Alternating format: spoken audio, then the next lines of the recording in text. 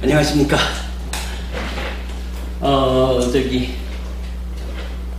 오늘 예정된 수업에 들어가기 전에 우리 카페에 어제 그저께 해서 어떤 법우님이 이제 글을 하나 주신 게 있고, 제가 어제 이제 청송교도소 법회 다녀왔어요. 예, 법회 갔다 와서 이제 답글을 하나 올려드렸는데, 같이 한번 읽어보는 게 좋겠습니다. 잠깐 보겠습니다. 환희봉행 법우님이 질문을 주신 거예요. 그러니까 식의 기원은 무색계인가? 라고 하셨어요. 그러니까 우리 마음, 윈야나가 어디에서부터 시작되는 겁니까? 혹시 무색계에서 온 겁니까? 이렇게 질문을 하신 거거든요. 무명에 가리운 중생의 윤회는 그 시작을 알 수 없다고 부처님이 말씀하십니다. 물론 윤회의 주체는 업식입니다. 그리고 식과 명색은 서로 조건되는 것이라고 말씀하십니다. 이해할 수 있습니다. 식이 고정불변의 실체 아트만으로서 옷 갈아입든 몸을 바꾸는 것은 아니지만 어쨌든 업에 따라 몸을 바꾸는 것이 가르침입니다. 스님, 이때에 이 마음이라는 식은 한처음 어디서 생겨난 것일까요? 무색계에는 몸, 색이 없다고 합니다. 식의 고향은 무색계일까요?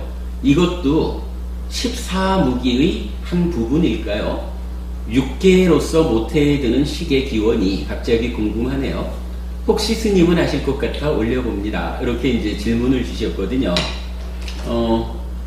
여기서 이제 윤회의 주체는 업식입니다 해서 업식이라는 표현을 쓰셨어요. 사실 많은 분들이 식에 대한 이야기를 하면 업식이란 표현을 써요. 근데 구체적으로 니카야에서 업은 업이고 식은 식이고 업식을 이어서 쓰는 표현은 거의 안 나타나는 것 같아요.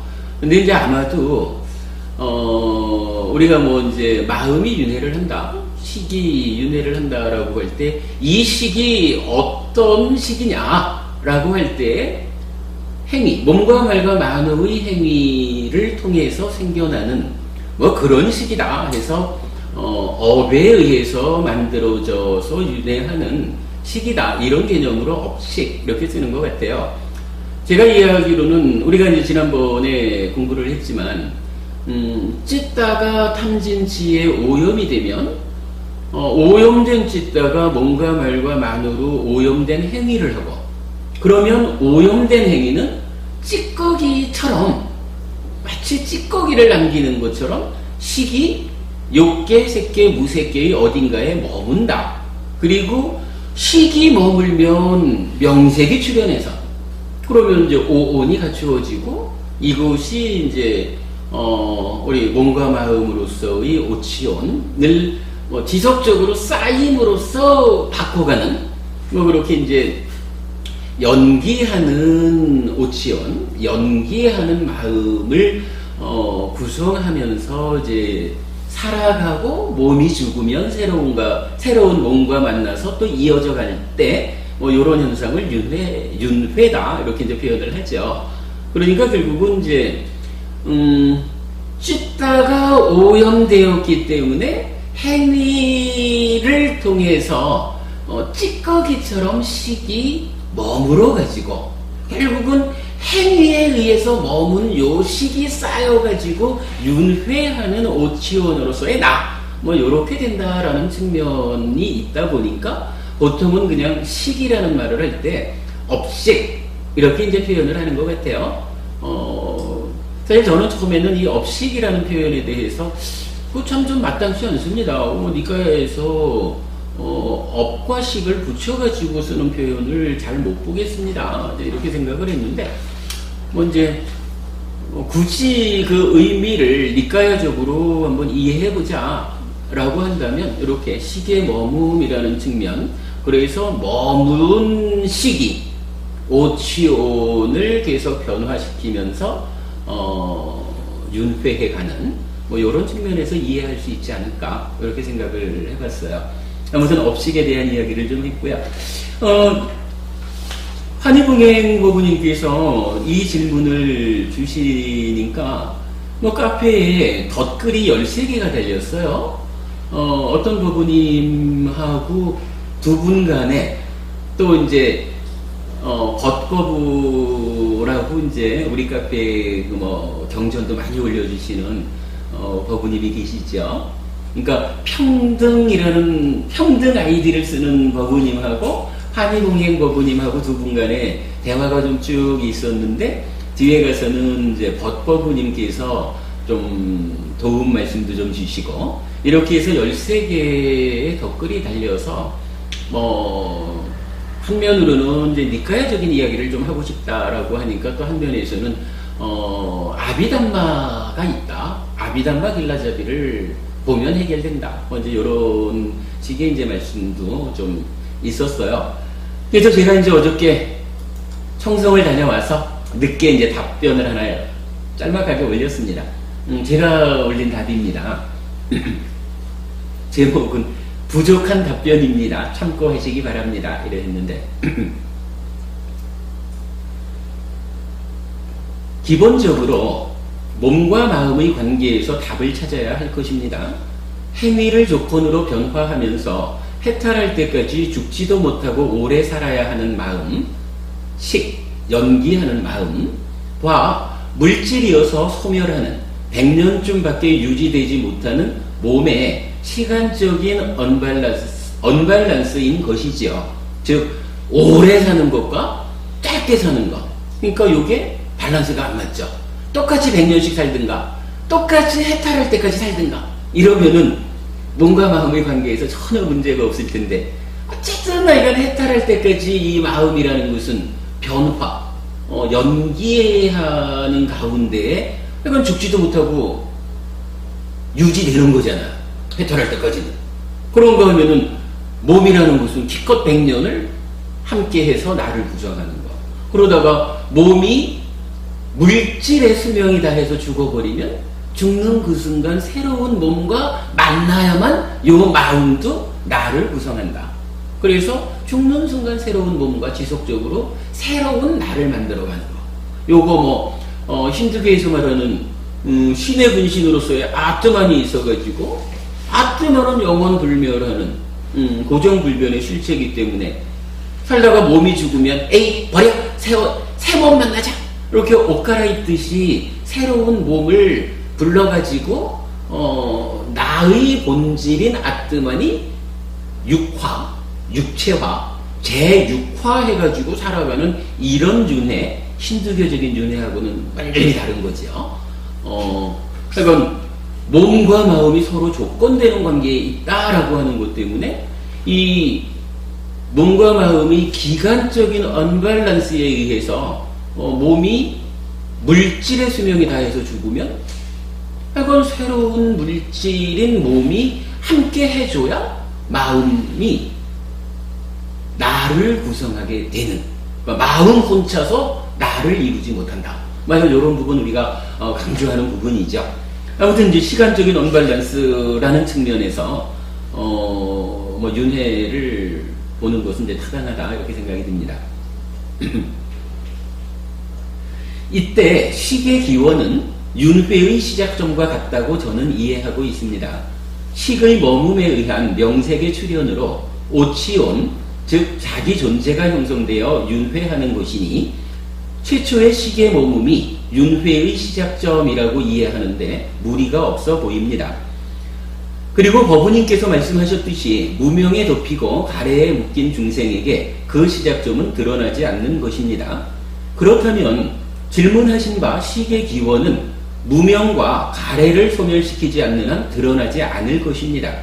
오직 한 가지 방법은 사념처, 사마타, 윗바사나의 수행 체계에 의해 무명과 가래를 완전히 제거하여 그 시작점을 드러나게 하는 것이라 하겠습니다. 그리고 무색계에는 몸, 색이 없다. 그러니까 이건 이제 주제를 바꿔서 아까 그 앞에서 이제 질문 내용에 무색계에는 몸이 없다라는 얘기가 나왔거든요. 그러니까 주제를 딱 바꿔가지고 그리고 무색계에는 몸, 색이 없다고 하는 주장은 근본 경전 니까야에는 나타나지 않는 것으로 알고 있습니다. 물질에 대한 인식을 초월하고 부딪힘, 저항의 인식을 소멸하고 갖가지 인식을 자의하지 않기 때문이라고 공무변처가 정의될 뿐 몸없이 존재하는 세계 또는 존재로서의 무색계가 나타나지 않는 것입니다. 무색계도 중생세간입니다. 요 얘기죠. 중생이 즉 탐진치에 오염된 찢다가 몸과 말과 만으로 오염된 행위를 하면 마치 찌꺼기를 남기듯 식이 머문다. 그러면 요 머문 식이 머물면 출현하는 명색과 함께 오치온을 구성해서 살아가는 거죠. 그럴 때 요 식이 머무는 토대, 즉 세상이죠. 식이 머무는 자리로서의 세상을 부처님은 뭐라고 말씀을 하시느냐 하면 욕계 세상이 있고 색계 세상이 있고 무색계 세상이 있다. 이렇게 말씀을 하시는 거죠. 이게 불교적으로 욕계, 색계, 무색계의 세계관이잖아요. 그러니까 그 부분을 이제 말하는 거예요.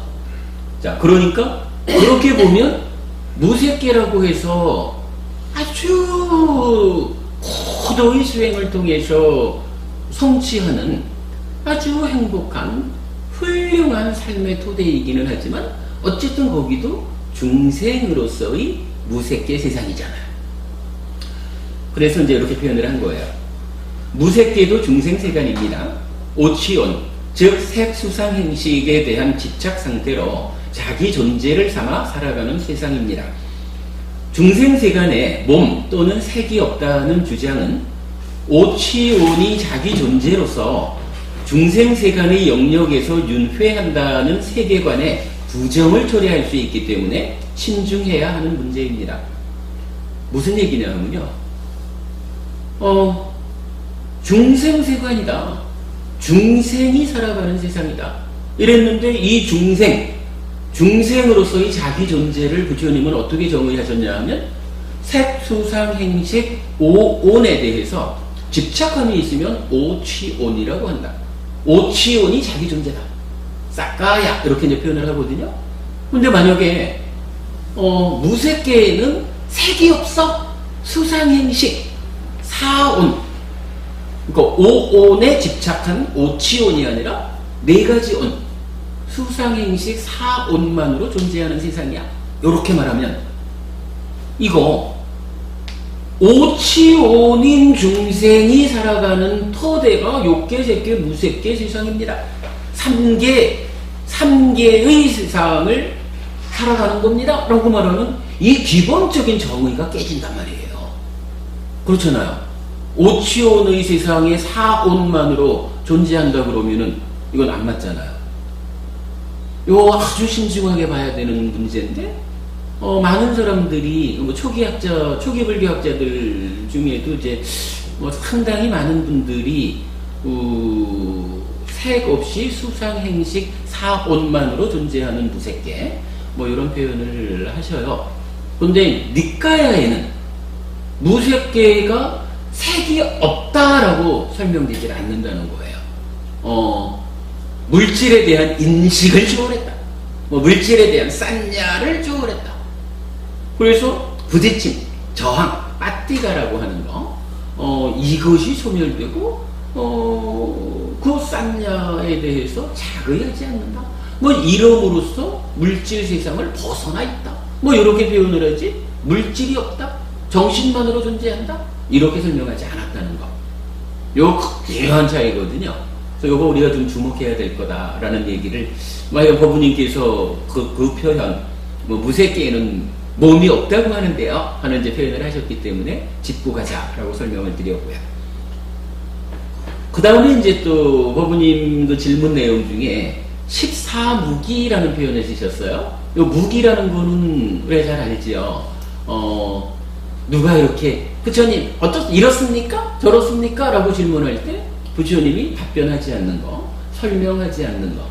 요 설명하지 않는 거를 경에서는 이제 10가지를 얘기하죠. 그래서 10십자에다 14자를 써가지고 14무기 이렇게 표현을 하는데 요게 이제 니까야에는 10가지로 나오는데, 제가 알기로는 아함경 쪽에서인가요? 이제 그 아함경일 거예요?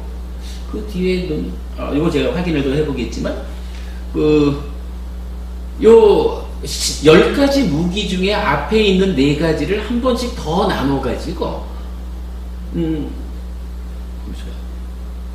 그걸 한 번씩 더 나누는가? 몸과 마음 관계를 또 나누고, 이거 해가지고 14가지로, 그러니까 14무기에 니까야에서는 10십자에 1사자 이렇게 쓰는 거란 말이에요. 14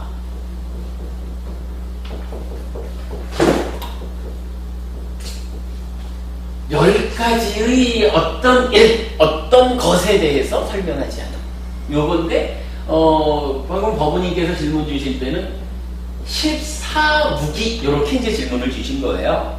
요게 이제, 생각 없이 넘어갈 수도 있는 거지만, 경우에 따라서는 질문하신 의도가,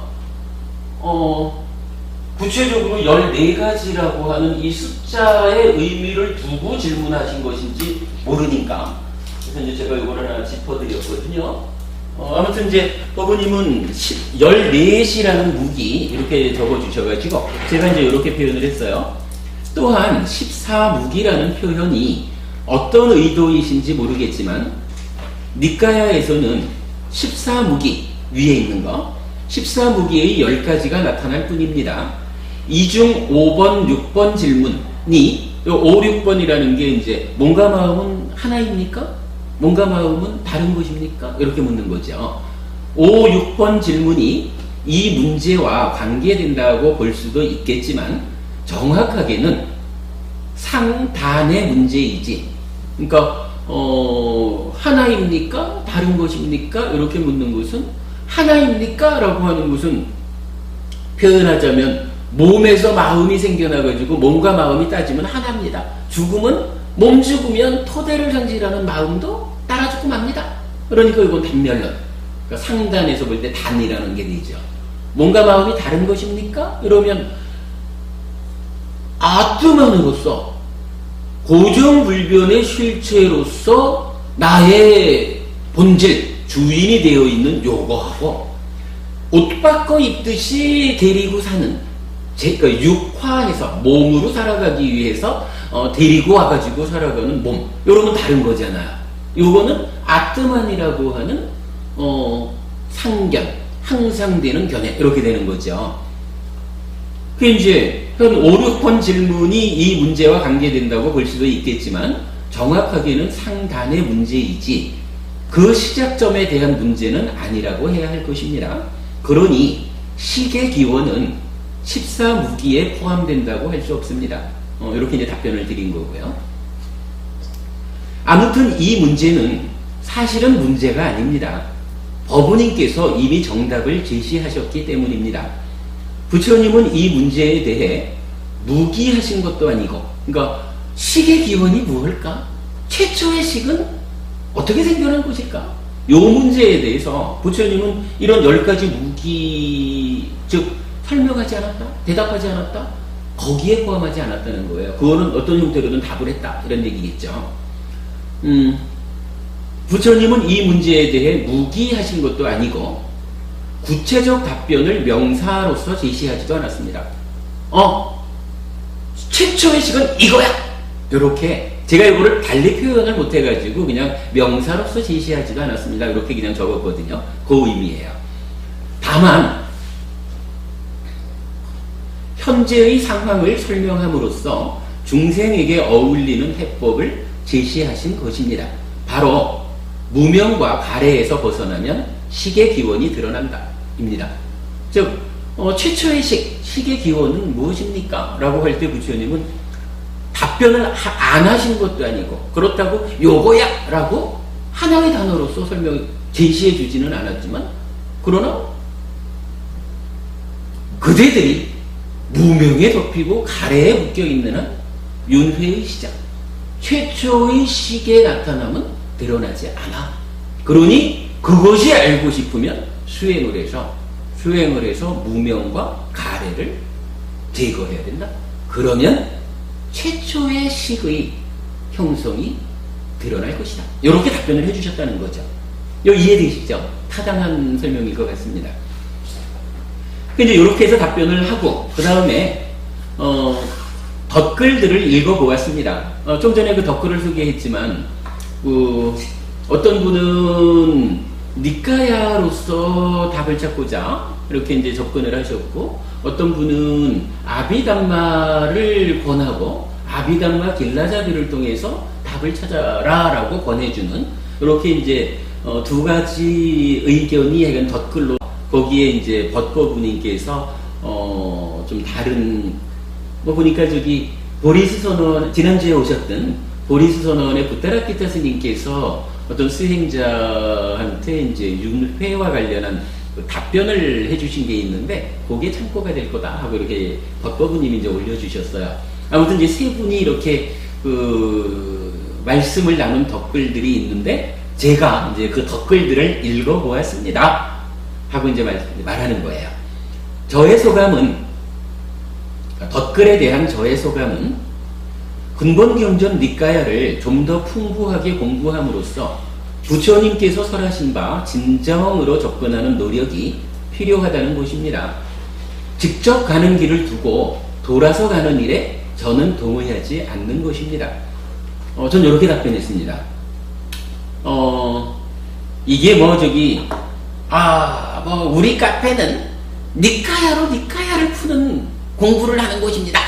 이런 식으로 좀 구체적인 답변을 할까라고 생각을 해봤었는데, 굳이 그럴 이유는 없을 것 같고요. 또 누구든 당신의 생각하는 바를 우리 카페에 글로서 표현하는데, 크게 공부를 방해하는 그런 글이 아니라면 굳이 거기에 대해서 문제를 제기할 이유는 없는 것 같고, 그래서 제가 그냥 그렇게보다는 좀 원칙적인 소감을 이렇게 표현했어요. 니까야를 단편적으로 니까야를 보고 이렇다 저렇다 생각하지 말고 좀 더 풍부하게 니까야를 공부를 해야 할 것 같습니다. 그래서 부처님께서 니까야를 통해서 설하신 그 가르침의 진정으로 접근하는 노력이 좀 실행된다면 여러 가지 문제들이 잘 풀어질 것이라고 생각이 됩니다. 이렇게 그냥 원론적인 답변을 이제 하고 말았습니다. 그러면서 제가 이런 표현을 했어요. 직접 가는 길을 두고 돌아서 가는 일에 저는 동의하지 않는 것입니다. 이랬는데, 어쨌든 부처님 공부를 하자라고 하면 부처님 가르침을 직접 만나는 방법은 니까야를 만나는 겁니다. 니까야에서 설해진 가르침을 니까야에 의해서 이해할 수 있다면 그게 가장 정확하고 직접 가는 길이죠. 그게 잘 안 될 때 좀 돌아서 선배 스님들의 도움을 좀 받기도 하고 이래 할 수 있는 거겠죠. 기본적으로는 직접 가는 길을 우리가 가는 겁니다. 가다가 어려우면 우리 선배님들은 어찌하셨을까 하고 좀 돌아봐서 도움을 받는 거. 이게 사실 주석서든 아비담마 길라잡이 다 있습니다만은 같은 맥락으로 우리가 도움받을 수 있는 일이 아닌가, 이제 그렇게 이제 생각을 한 거죠. 아무튼 직접 가는 길을 두고 돌아서 가는 일에 저는 동의하지 않는 것입니다. 이렇게 표현을 했어요. 어려운 질문에 이 정도로 답변드려 죄송합니다. 해량하여 주시기 바랍니다. 그리고 해피하십시오. 이렇게 제가 답변을 마쳤는데,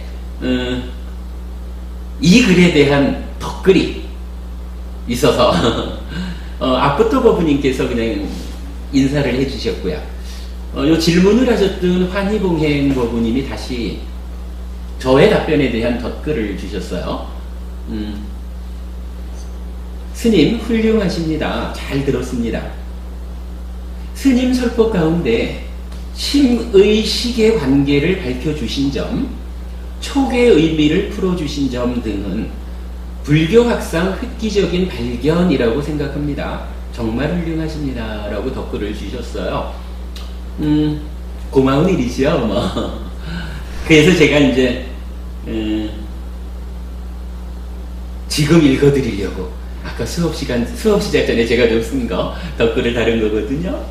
제가 이제 환희봉인 보부님 댓글에다가 다시 제가 글을 적었어요. 감사합니다, 보부님.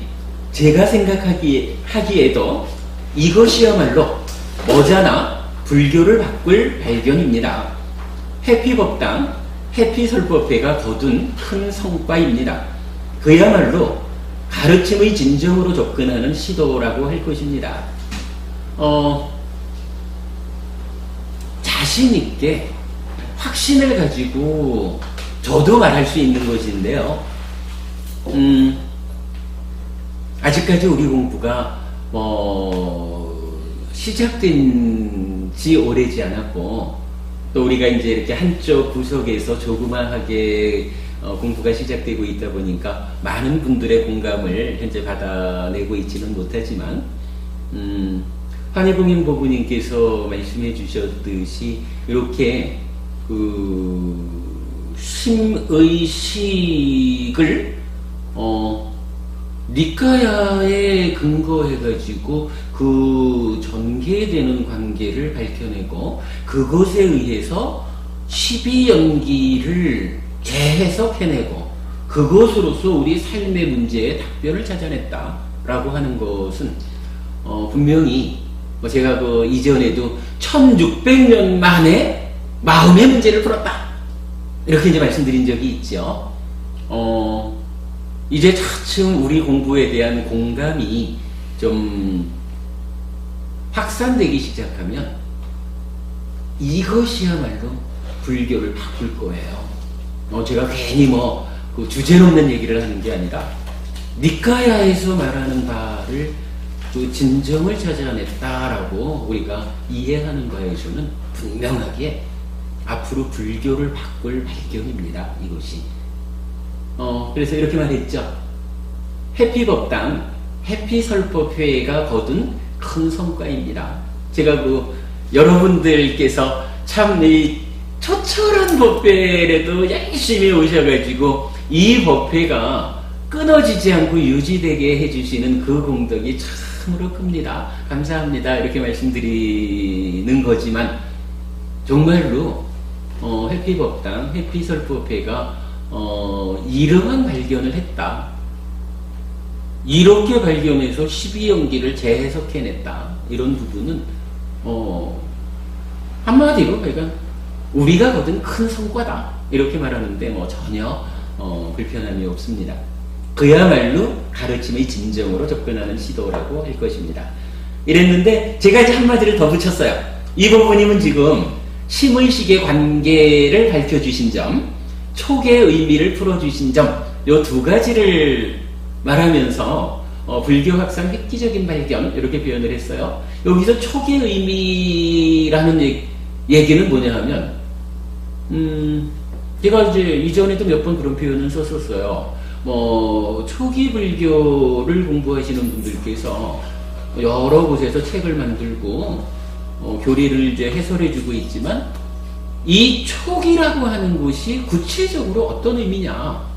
경전에 나오는 대로 삼사화합 촉 이렇게 이야기를 한다거나 또는 그냥 촉이라는 게 있어요 하고 넘어간다거나 그냥 12연기의 한 과정에 촉이라는 것이 있다. 부처님은 요게 근경식이 아니죠. 요거 우리가 풀어본 바로는 네이처와 웨이처와 네이처, 웨이처의 대응에 의해서 새로이 생겨나는 식. 요 세 가지가 만나는 거. 요렇게 이제 촉을 설명하죠. 부처님은 여기가 삼사화합 촉이다. 요렇게 이제 하셨는데, 이 삼사화합 촉이 구체적으로 어떤 겁니까? 라는 부분은 풀어내지를 못하고 있다. 이렇게 봐야 되고, 제가 알던 전남대학교의 이중표 교수님께서 근본 불교라는 책을 통해서 내 안에서 이렇게 그 개념적으로 생겨난 것이 내 밖에 실제로 존재한다라고 하는 어떤 존재화의 과정, 요렇게 촉을 설명하신 바가 있다라는 말씀을 이제 전해드린 적이 있는데, 물론 이제 저는 좀 다르게 생각을 하죠. 예, 그 촉의 의미를 구체적으로 풀어냈다라고 하는 것은 사실은 굉장히 중요한 일이다라고 이제 환희봉행거부님이 지적을 해주신 건데, 우리는 알죠. 우리는 촉이라고 하는 것이 3,4화합이지만 이게 내입처와 외입처가 대응했을 때 식이 생겨나면 식이 외입처를 아는 그러니까 외입처를 아는 마음으로의 식과 외입처, 요것이 현재라면 여기에 내입처가 과거, 기억으로서 개입을 한다. 그래서 똑같은 대상을 보고도 보는 사람마다 다른 경험, 다른 느낌을 하게 되는 것은 개입하는 과거가 달라서 그렇다. 요 얘기. 그래서 촉을 우리는 현재와 과거의 만남이다 라고 설명해냈잖아요. 요렇게 식을 구체적인 의미를 설명한 것이 이건 아까 이중표 교수님처럼 시도하신 분이 계시기는 하지만 이렇게 현재와 과거의 만남으로 구체적으로 풀어낸 것이 달리 찾기가 어렵다. 이런 말씀인 것 같아요. 근데 제가 거기에다가 한 가지를 더 붙인 거예요. 자, 뭐라고 적었냐 하면, 버부님의 지적 외에도 바와를 니까야에 근거하여 식의 머금으로 이해한 것도 비중이 큰 발견입니다. 연기하는 식이 윤회하는 메커니즘을 밝혀주었다고 하겠습니다. 많이 공부하시기 바랍니다, 버부님. 이렇게 했었는데, 이게 무슨 얘기냐 하면, 우리가 해명스님 그 가지고 계시는 그 노란, 거기에 보면은 제목이 전개되며 정의되는 심의식과 두 가지 현상으로 이렇게 풀었잖아요. 그러면 심의식에다가 두 가지 현상 해가지고 하나는 촉이라는 현상을, 그죠? 하나는 촉이라는 현상이 심의식의 전개 과정에 촉이 개입을 해서 현재와 과거의 만남이라는 하나의 현상으로 작용해 줄 때 심의식으로 12연기적으로 우리 삶이 설명되는 요거하고, 그 다음에 뒤에 가가지고 우리가 이제 아까도 찌꺼기로의 식의 머문 이런 얘기를 했지만, 행위를 하고 나면 오염의 수준에 따라서 욕계, 색계, 무색계의 어딘가에 식이 머무는, 식이 머물 때 명색이 출현합니다. 그래서 오온이 형성되는 겁니다. 요것도 하나의 태어남입니다. 이렇게 우리가 풀어낸. 근데 이 존재라고 하는 것을 우리가 식의 머문이다 해가지고 충정한 현상 하나를 발견해서 12연기를 풀었는데, 이전까지 선배스님들은 존재라고 하는 것을 어떻게 설명했냐 하면, 유는 두 가지로 풀어집니다. 한 가지는 업유, 즉 행위의 존재, 그리고 한 가지는 생유, 태어남의 존재, 이렇게 풀어놨거든요. 요거는요 12연기에서 이 심의식이 발견되지 않았기 때문에 가래라고 하는 것을 어떤 개념적인 어떤 거로 본 거예요. 취라고 하는 것을 개념적인 어떤 거, 이렇게 보았어요. 근데 우리는 이걸 어떻게 봤나요? 심의식이라는 이 마음의 메커니즘은 요 위에서 12연기가 해석이 되다 보니까 가래라는 게 뭐예요? 찢다라는 것이 있습니다. 마음의 한 상태입니다. 그죠? 생겨난 윈냐나가 대상을 아는 인식의 과정을 거치면 12연기에서 두 번째 행이라고 하는 데서 설명하고 있지만, 식이 찢다로 상태 변화를 합니다. 이렇게 말합니다. 요 찢다, 마음 신자 심이 탐진지에 오염된 상태, 요것이 가래입니다 라고 우리가 정의할 수 있었잖아요. 요렇게 정의가 될 때 취라고 하는 것이, 취라고 하는 것도 그냥 어디 개념적으로 집착이라고 하는 어떤 것, 이렇게 설명되지를 않죠. 찢다가 오염된 것이 가래니까 오염된 찢다가 오염된 행위, 즉 행위의 집착이라고 불리는 오염이 네 가지로 나타날 때 요거를 취라고 합니다. 이렇게 행위, 업이라고 하는 부분이 취로서 설명이 되잖아요. 그러니까 우리는 행위한 다음에 식의 머금이 유입니다. 식이 머물 때 명색이 나타나서 오치온 존재를 형성합니다. 이 부분이 설명이 됐잖아요. 근데 이제 이 심의식에 의해서 가래와 취가 이렇게 설명되지 않으니까 행위라는 것이 12연기에 안 나타나잖아요. 그죠? 대부분 이게 취가 행위다라는 것을 알면 유라는 데 가가지고 어뷰, 생유 이렇게 유를 절반 나눠가지고 행위라는 것을 끌어다가 붙일 이유가 없잖아요. 취에서 이미 행위가 나타났으니까. 근데 그 부분을 심의식의 전개를 못 봤기 때문에 이게 안 풀린 거예요. 그러니까 유라고 하는 그 12연기의 10번째 지분을 둘로 나눠서 니까해에 걷거든요. 니까해는 그냥 바와 유 한마디로만 나오는데 이거를 이 부분이 풀리지 않으니까 그래도 행위가 업이 있어야 아까 말했던 업식 이렇게 업에 의한 식 요 개념이 설명이 되니까 유를 두 개로 나눠가지고 이게 정말로 둘로 나눠야 되는 것 같으면 부처님이 그거를 유 이렇게 표현했겠어요? 업유 생유를 나눠가지고 13연기로 삼지 꼭 12연기로 해야 될 이유가 있는가? 그렇지 않겠어요? 이제 그런 부분들. 그래가지고 이제 제가 여기에다가 환희봉행보부님은 이런 심의식의 관계를 밝혀주신 점, 촉의 의미를 풀어주신 점 등 해가지고 두 가지를 불교학상 획기적인 발견 이렇게 이제 칭찬을 해주셨는데 제가 거기에 한 수 더 떠가지고 거기에 더불어가지고 유 바와를 식의 머금으로 이해해내고 그래서 그렇게 되면 이제 그 아까 우리가 설명드린 거지만 윤회가 식이 어떻게 생겨나서 어떻게 머물어가지고 왜 머물어가지고 명색과 함께해서 오치온을 형성해서 윤회하는지 요게 풀어지는 거잖아요. 그거를 이제 여기서 식이 윤회하는 메커니즘을 밝혀주었다고 하겠습니다. 이렇게 이제 답변 설명드린 거거든요. 오늘 공부의 직접적인 내용은 아니지만 뭐 이게 이제 그동안 우리가 공부하는 내용의 아주 중요한 부분을 담고 있고 앞으로도 또 계속 우리가 상세하게 공부해 가야 될 부분이기 때문에 좀 뭐 시간을 많이 할애해서라도 설명을 좀 드렸습니다. 어저께 사실 법당에서 아침 7시에 출발을 해가지고요. 마침 이제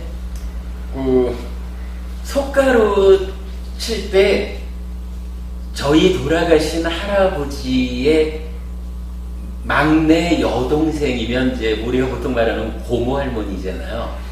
고모 할머니의 따님이면 우리가 그냥 편하게 고모 이렇게 부르는데 뭐 당고모 이렇게 되죠. 저기 그 신갈에 사시는 분이 한 분 계셔요. 저보다 나이가 어려요. 할아버지의 막내 동생이신 할머니다 보니까 고모도 이제 저보다 나이는 이제 몇 살 어리신데 그 교도소 가는 일을 좀 당신이 함께 가시겠다 그래가지고 7시에 출발해가지고 신갈 가서 우리 고모이신 법부님이 또 이제 쌀을 2마리나 해서 떡을 쪘어요. 떡을 이제 만들어가지고 그분 차로 좀 편안하게 갔다 왔는데 그래도 뭐 법당 들어오니까 8시간 넘는 거예요. 워낙에 청송 멀어요. 진짜 멀어요. 이제 좀 많이 피곤하고 그랬는데 뭐 오늘 수업 준비도 좀 해야 되고 그러지만 일단 좀 중요한 질문을 주셨기 때문에 뭐 시간을 좀 해가지고 답변을 드렸던 거예요. 뭐 좀 중요한 내용이라서 오늘 시간을 좀 할애했습니다. 신불교의 제일국화 있잖아요. 네네. 그거는 어떻게 저기 태어난 사람한테 들어가는 걸로 돼 있습니까? 그러니까 이제 제6화라고 하는 것이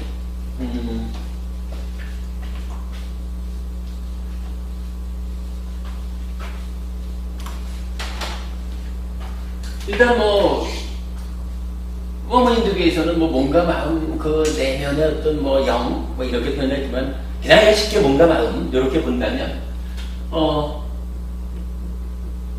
마음이라고 하는 것이 이 마음을 보는 방법이 세 가지가 있다 이렇게 말하는 거지요. 한 가지는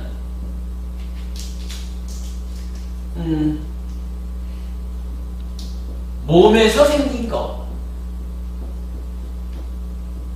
그러니까 이게 이제 단견이죠. 그러니까 몸의 자격이 고도화되면 마음이 생깁니다. 그래서 생겨난 마음이 주인인 체 하면서 뭐 한평생 살다가 몸이 죽으면 아무리 마음이 주인인 체를 해도 몸에서 생겨난 거니까 몸이 죽으면 토대를 정질해서 마음도 소멸하고 맙니다. 그래서 죽음은 끝입니다. 윤회 없습니다. 이렇게 말하는 게 하나가 있죠.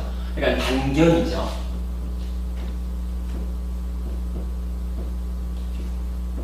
윤회 없음의 견해 요거고, 그 다음에 또 하나는 마음이 있습니까?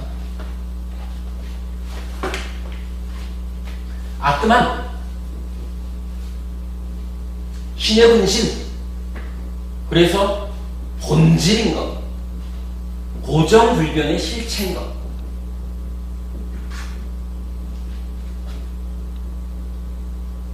요런 마음이 있다라고 하는 거죠. 힌두교에서 말하는 마음이 요거죠. 그러니까 요 고정불변의 실체인 요 마음은 몸과 함께 해가지고 그러니까 살아가죠. 그런데 한평생을 살다가 몸이 죽으면 이제 고정불변의 실체인 마음, 아트만이 딱 남잖아요. 이 아트만은 약간 개념적으로 치자면은 몸이 없어도 약간 실체적인 나의 본질, 뭐 이것이야말로 나라고 하는 그거잖아요. 그런데 뭐 제가 그 힌두교를 뭐 잘은 모르지만 어쨌든 또 그래도 이 인간으로 태어나 살려면 몸이 필요하죠. 그러니까 고정불변의 실체인 본질인 나 자체인 요 마음이, 아트만이 새로운 몸과 만나는 거죠. 새로운 몸과 만나가지고 새로운 삶을 산다. 그럴 때 요거를 몸과 만나기 이전에는 마음뿐일 텐데 몸과 만나가지고 몸으로서 살아가는 고정불변의 실체인 아트만, 요런 의미가 되죠. 그러니까 요것이 몸화된다, 요런 의미를 하는 거죠. 그러니까 마음이 자체적으로 나라, 자체적으로 본질인 나, 고정불변의 실체인데 이게 이 세상을 살아가려니까 몸과 만나가지고 몸화되었다, 뭐 이렇게 표현할 수가 있는 거죠. 그래서 요 개념을 몸화되었다, 이전에 몸이 있었는데 몸이 죽고 새로운 몸을 만나서 다시 몸, 육이 이제 고기 육자, 이게 몸이죠. 다시 새로운 몸으로 새로운 몸화되었다, 이렇게 말하는 게 제6화거든요. 그러니까 제6화의 개념의 문제가 아니라 이제 결국 마음이라는 것이 어떤 마음이냐 하면 본질, 고정불변의 실체, 신의 분신, 요거다 하는 얘기죠. 근데 그러니까 마음 자체로서도 본질적인 나, 이것이야말로 나입니다, 나의 삶입니다, 이렇게 말할 수 있는 요건데, 이게 이제 몸으로 살아가려니까 몸화되었다 하는 요런 의미다 이거예요. 그러면 이 몸이라고 하는 것은 어쨌든 이 본질인 마음의 입장에서 보면 이거는 부수적인 거 이렇게 되겠죠. 그러니까 본질적인 마음에 비해서 부수적으로 가지고 와서 몸화하기 위해서 하는 거, 필요한 거, 뭐 이래가지고 이제 육화, 제6화 이런 표현을 쓰는 거거든요. 그러니까 몸과 마음의 관계가 1대1의 관계가 아니라 본질적인 마음에 대해서 좀 새로운 몸이라는 것이 그 어머니한테서 태어나는 그렇죠. 이거 들어갈 때는 그 우리 그 윤회의 그 식하고 같이 이제 같은 경로로 들어가네요.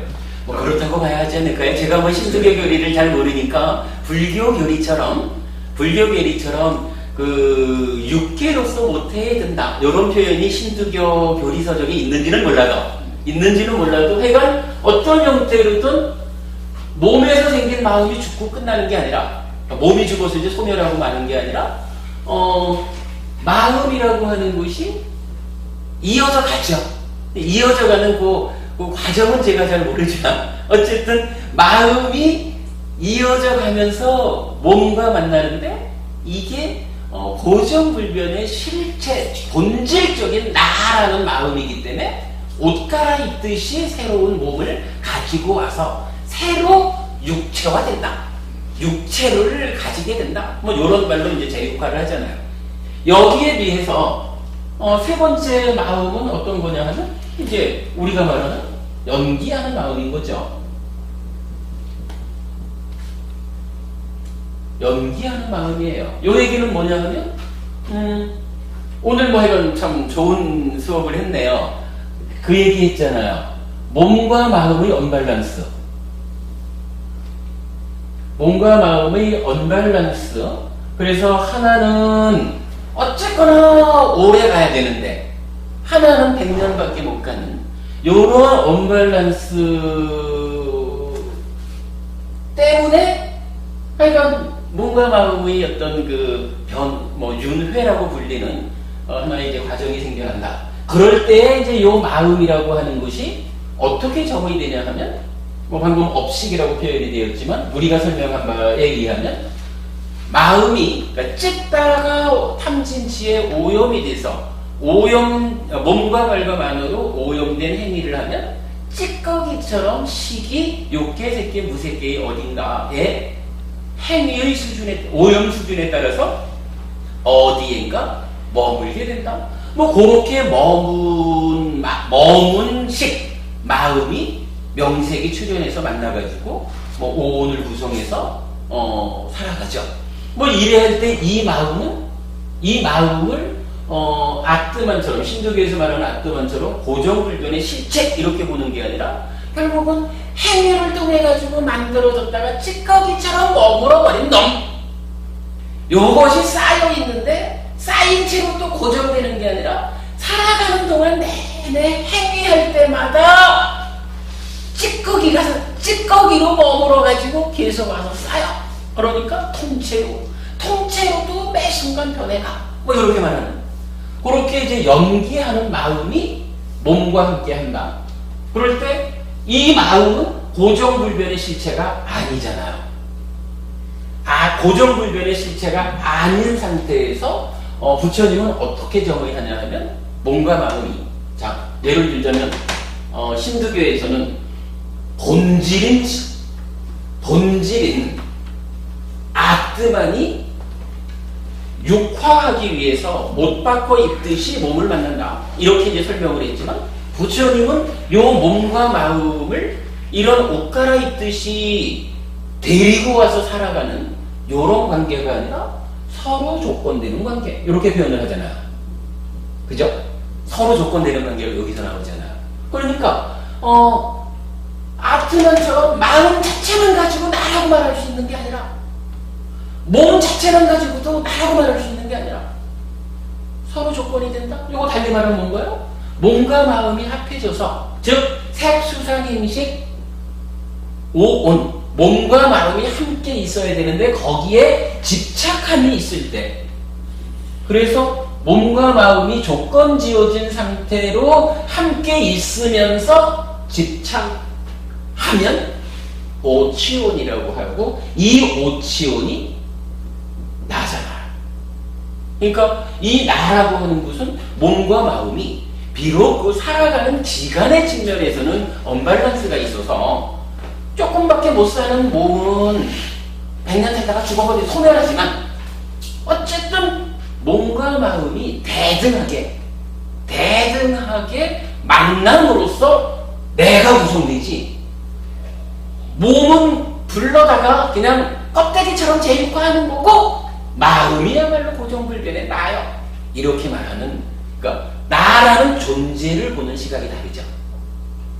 이렇게 설명이 되어야 신두교에서 말하는 아트만의 윤회와 불교에서 말하는 몸과 마음의 관계에서 연기하는 마음과 서로 조건이 되는 몸, 요것이 합해져서 오치온, 집착함이 있는 오치온으로서 나를 구성해서 살아가고, 그러다 보니까 나를 구성하는 두 조건 중에 하나인 몸이 죽으면 새로운 몸과 만나야 되는데, 물론 당연히 죽는 순간 새로운 몸을 만나죠.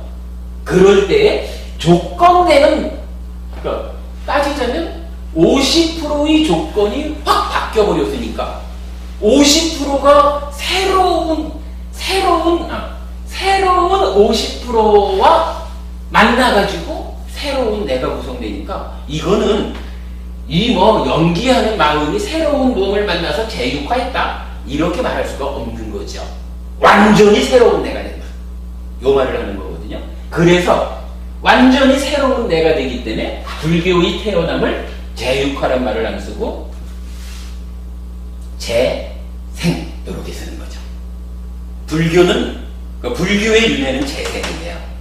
힌두교의 윤회는 옷 바꿔 입는 재육화예요. 제가 이제 갑자기 답변하느라고 좀 완벽한 답변은 안 되겠지만, 일단 마음에 대해서 이렇게 세 가지로 보는 거, 요게 우리 삶에 대한 불교적 견해를 이해하는 중요한 초점입니다. 이렇게 보면은 이제 몸에서 생겼다라고 하는 저 마음의 문제는 단견, 이렇게 불렀다면 요 재육화하는 힌두교적인 요런 견해는 뭐라고 불러요? 이 마음이라는 것이 몸을 바꿔간다라고 설명이 될 뿐, 마음이라는 것은 끝없이 고정불변의 실체로서 항상 된 내가 있다, 이렇게 말하는 거죠. 요거 상견, 이렇게 말하는 거죠. 여기에 비해서 이제 불교, 부처님 말씀은 그거 다 아니다. 분명히 우리의 삶이라는 것은 몸이 죽어도 몸과는 뿌리를 달리하는, 그죠? 육계로서 못해야 된다. 몸과는 뿌리를 달리하는, 연기하는 마음이 살아간다. 거기에 몸이 그 마음과 서로 조건이 되어서 만나야만 오치온인 내가 구성이 된다. 즉 매번마다 새로운 태어남이 있다. 그럴 때에 이렇게 설명되는 몸과 마음으로서의 나, 불교적인 윤회, 이것은 단견도 아니고 상견도 아니고, 요걸 뭐라고 보겠어요? 이제 불교적인 이런 삶에 대한 시각, 윤회에 대한 시각, 요거를 나와 있는 표현이지만 요게 이제 상견도 단견도 아니고 연기하는 것이다, 이렇게 말하는 거죠. 대화문은 이해되시겠습니까? 거기 한의봉행 예. 거는 갑자기 나왔어요. 얼마 전부터 나오셨어요. 여기는 그 사람이 해명 스님 혹시 아닌가? 그러신가요? 아닙니다. 왜요? 교육을 안 받았는데 쓰는 용어나 이런 게 여기 우리 법회에서 많이 쓰는 그런 걸 쓰더라고요. 그래서 예. 이 사람이 해명 스님이 한의봉행이를 해서 올리는 한의봉행 부부님이 얼마 전부터 등장을 하셨어요. 근데 이제 저도 이제 대형 부부님처럼 그런 부분을 한편으로는 느끼고, 근데 한면으로는 이게 뭐 한희봉인 부부님 들으면 서운하실지 몰라도 제가 지난번에도 어떤 질문을 주셨을 때 제가 답변을 그랬어요. 그러니까 우리가 지난주에 뭐 오늘도 그 얘기 좀 되겠지만 법을 설명할 때 세 단계로 설명을 했잖아요. 그러면서 거기에 법이 첫째로는 그 만어의 대상이고, 두 번째는 만어의 대상이라는 것이 곧 존재다. 근데 이 존재라는 것은 무위법과 유위법 두 가지로 설명할 수 있다. 근데 우리는 실질적으로는 이런 그 무위, 유위라고 설명되는 존재의 실상을 보지 못하고 오해하는 가운데 상나 가정의 삶을 살기 때문에 괴로움을 만든다. 뭐 이런 이야기가 있었고, 무위는 연기해서 무상고 무아의 특징을 가지는 것이고, 무위는 상락 무아의 특징을 가지는 것이고, 뭐 이런 부분이 있었잖아요. 그 부분을 놓고는 그렇다면 무위 즉 열반이 상락이고 무아라면 요 열반을 말하는 무아라고 하는 말은 이미 조건 지어짐에서 벗어난 요 상태라고 하는 것이 조건 지어지지 않은 상태로 열반이라고 불리는 무아라고 정의될 수 있는 아라고 표현할 수 있는 거 아닙니까? 요런 질문을 하셨어요. 보셨나 모르겠어요. 봤어요. 그래가지고 제가 그 부분에다가 좀 불편한 답변을 드렸어요. 부부님, 부처님께서는 아라고 할 것이 없다, 무아인 줄 알아야 한다 라고 무위든 유위든 존재의 실상을 설명하시잖아요. 그래서 예를 들어서 부처님 돌아가신 다음에 부처님은 돌아가시면 존재합니까? 존재하지 않습니까? 뭐 이러면서 14부기에서도 네 질문이나 할애해가지고서 설명하지 않은 뭐 이렇게까지도 나오는데, 그러면 부처님께서 무아라고 한 거, 존재를 설정하지 마시오. 존재라고 할 것이 없어. 요 무상고이고 무아인 요것이 우리 삶에 잘 적용되면 행복해집니다. 요렇게 말씀을 하시는데 부모님은 왜 거기에서 굳이, 그렇잖아요, 무아라고 하는 요것이야말로 조건 지어지지 않은 열반이라고 하는 무아라고 하는 라고 말할 수 있지 않겠습니까? 라고 아를 세우려 하느냐, 요거요. 제 말씀이 좀 이해가 되시나요? 상랑 무아의 무위 열반은 그 상랑 무아인 더 이상 조건 지어지지 않았다라고 하는 열반이라고 하는 어떤 아라고 설명할 수 있지 않느냐, 이렇게 약간 의견을 주셨길래, 여기에 이제 약간 그 대화부부님 말씀하시는 식으로 치면 우리 쪽 공부를 이제 시작을 하셔가지고 아마 뭐 많이 이제 공부를 하신 것 같아요. 이제 카페에 계신 시간도 엄청 많고요. 열심히 공부하시는 것 같아서 이제 참 보기 좋은데, 아마도 그 가르침에 대한 접근, 이해가 이제 굉장히 잘 되시는 거는 같은데, 그래도 그동안 공부하고 있던 어떤 아에 대한 아를 붙잡는 요 부분을 아직 좀 내려놓지를 못하셔가지고 그런 게 아닌가. 그래서 열반 상랑 무아라고 정의된 요 상태의 아라고 말할 수 있지 않습니까? 라고 이제 약간 질문을 주셨어요. 그래서 제가 약간 법우님 그렇게 아를 설정하려는 의도, 아를 설정하려는 어떤 마음을 내려놓는 것이 좋겠습니다. 부처님은 어쨌든 아라는 것이 없다, 아를 설정하지 마라, 이렇게 말하는 것이 무아입니다. 이렇게 답변을 드렸었거든요. 그 무아에 예. 약간 무아의 아라고 자꾸 이렇게 본다면은 예. 신무교적인 또 발상이 될 수도 있고, 그렇게 접근할 수가 있는 거죠. 일단은 우리가 유의에서 무아가, 우리가 무아는 무상고 무아를 고통으로 봤잖아요. 고로. 예예예. 그러면 무아가 곤데 열반에서의 무화 주장하면은 열반에서도 무화니까 그럼 그거 아니냐 이렇게 또 방면도 될 수도 있죠. 그렇죠. 뭐 이제 이제 그게 사실은 저도 지금 이제 스님 말씀하시듯이 그런 부분 때문에 환희공연 부분인 그 질문에 대해서 제가 좀 내가 이렇게 답변을 드리면 좀 불편하실 수도 있겠지만 그래도 이건 알려드려야지 하는 생각으로 한 게 그런 설명을 한 게 그런 거잖아요. 이제 보통 많은 사람들이 가지는 어떤 문제 상황이 해탈에서 열반을 성취했다. 그러면 그 열반을 성취한 자리에 이제 더 이상 조건이 지어지지 않은 참나라고 하는 거, 진화, 대화, 본질적인 내가 그 자리에 있는 거 해가지고 열반 이후에 나를 세우려는 시도들이 많잖아요. 요거 사실 불성이라고도 말하는 게 다 그런 거죠. 그래서 해탈 열반 이후에 나를 세우려고 하는 시도들이 결국은 요 시도가 진행이 돼버리고 조금 방향을 잘못하면 지금 해명스님 말씀하시듯이 아트만으로 접근하는 거. 그래서 작년 말에 제가 좀 서울대였던가요? 어떤 그 학술 세미나 참석했던 곳이 열애장 사상은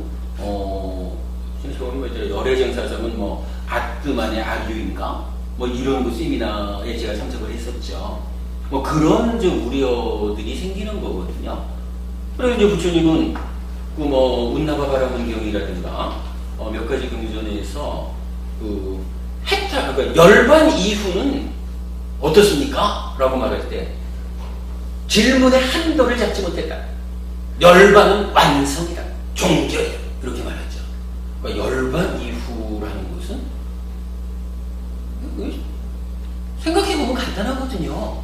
열반이라는 게 나라고 하는 오치원으로서 괴로운 가운데 살아가는 나라는 존재, 요 존재가 소멸돼야 열반이 성취되는 거잖아요. 해탈이라는 게 그 존재를 소멸하는 거잖아요. 존재가 소멸한 이후에 거기에 뭐 참나가 있고 진화가 있고를 세우냐고요. 물론 개념적으로는 이렇게 볼 수 있는 거라. 오치온을 존재로 삼아서 나로 삼아서 욕계새끼 무새끼의 3세를 살아간다면 취가 떨어지면 집착을 제거했다. 오치온에서 취를 떼내면 해탈하는 거고 열반을 성취하는 거니까. 그렇다면 취가 떨어진 상태의 오온이라는 거 요게 있을 거 아니냐? 요게 열반의 세계를 살아가는 뭔가 참나 아니냐? 뭐 요런 개념으로 접근을 하는 거로 이제 이해는 되는데 사실은 이제 그 부분이 뭐냐 하면은 13억이죠. 그러니까 여기까지 설명하지 않는. 근데 설명하지 않는 이유가 대표적으로 두 가지이래잖아요. 한 가지는 유익하지 않다. 그거 붙잡고 있어봐야 그대의 삶의 괴로움을 소멸하는데 요만큼도 도움되지 않는다. 그러면 무엇이 도움됩니까? 진멸도 사성제가 도움되는 것이다. 유익한 것이다. 이렇게 한 가지로 말하고 다른 한 가지는 지난주 우리가 공부했던 쌍카 헤아려지지 않는 것. 어차피 무명과 가래에 덮이고 묶여서 중생으로 살아가는 우리에게는 헤아려지지 않는 이야기를 그 오온으로의 삶이 참나가 아닐까라고 헤아려서 알려고 하는 거 부처님 뜻하고 다른 거죠. 이것은 오직 수행을 통해서 성취해야 그 상황이 드러나는 거죠. 그런데 부처님은 분명히 말하는 게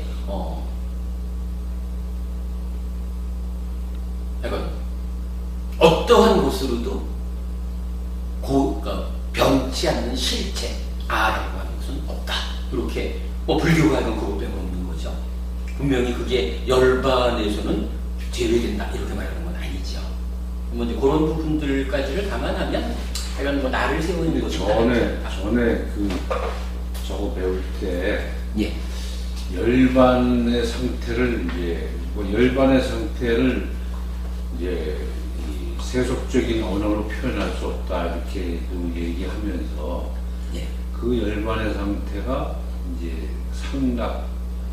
상락무화라고 말씀하시는데 그게 상락아정의 상태라고 보거든요. 그걸 이제 잘못 이해하면 이제 지금 말씀하신 그렇습니다. 참나와 이렇게 된다 이렇게 얘기를 하더라고요. 그러니까 열반의 상태를 우리 세속적인 언어로 표현할 수는 없지만 그 우리가 느끼고 있는 고통스러운 거가 다 떨어져 나가는 상태를 본다면 상락아정의 상태이다 이렇게 하는데 그때 또 아를 쓰는데 제가 뭐 워낙 그러니까 이제 그런 문제죠. 뭐 지금 이제 말씀하신 게 좋은 말씀이기는 합니다. 그런데 약간 모든 괴로움이 떨어져 나갔다라고 하는 그 상태가 나는 있는데 나를 괴롭게 만드는 모든 것이 다 떨어져 나갔다. 이런 표현이 있을 수 있죠. 다트만적으로. 근데 불교적으로는 내가 있는데 나를 괴롭히는 게 다 없어졌어. 그래서 행복해. 요 개념을 말하는 게 아니라 바로 나는 있는데 라고 말하는 요 나 존재가 소멸되는 게 그 괴로움이 소멸되는 것의 완성이잖아요. 그러니까 내가 괴롭지 않으라고 말하는 요 내가 없다라는 게 불교거든요. 그리고 그러기 때문에 이제 타당치 않은 건데 뭐 우리가 이제 하여간 뭐 알고 넘어가야 되는 거죠. 참 그 큰 오류가 어디서 생겨났느냐 하면 결국은 이제 상락아정을 열반의 특징이라고 설하는 경전이 있죠. 그게 이제 열반경이라는 경전이죠.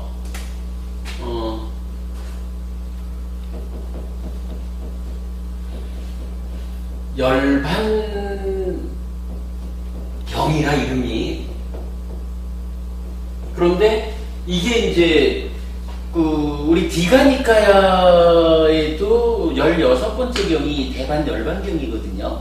그러니까 근본 가르침에도 열반경이 있다 보니까 요 또 하나의 열반경에 대해서 이제 대승 열반경 보통 그렇게 부르죠. 그러니까 대승불교에 나타나는 이제 열반경 이렇게 부르고 이 열반경에서 대표적으로 하는 주장이 열반에 4가지 덕이 있다라고 부르는 거예요. 열반, 사, 덕. 열반에 참으로 큰 좋은 4가지가 있다. 하고는 이 4가지 덕으로 상락아정을 제시했거든요. 그러니까 이 열반경, 대승 열반경으로 공부하신 분들은 당연히 열반은 상락아정의 상태예요.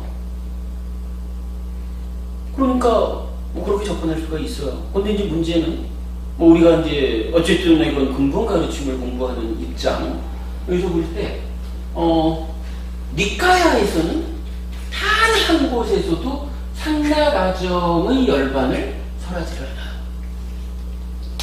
일단 열반은 어떤 상태냐? 열반이 어떠냐 하면은 그냥 뭐 상락무화 이렇게 이제 표현되는 거. 요거 말고 또 열반은 완성 상태이고 열반을 성취한 부처님이 돌아가시고 나면 즉 아라한의 죽음 이후는 어떻습니까? 라면 존재하는지 존재하지 않는지 존재하기도 하고 존재하지 않기도 하는지 존재하는 것도 아니고 존재하지 않는 것도 아닌지 이런 4가지의 논리를 적용해서 묻죠.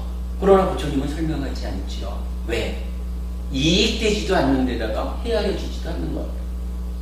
그곳에 묶여있지 마라 라고 말하는 거거든요.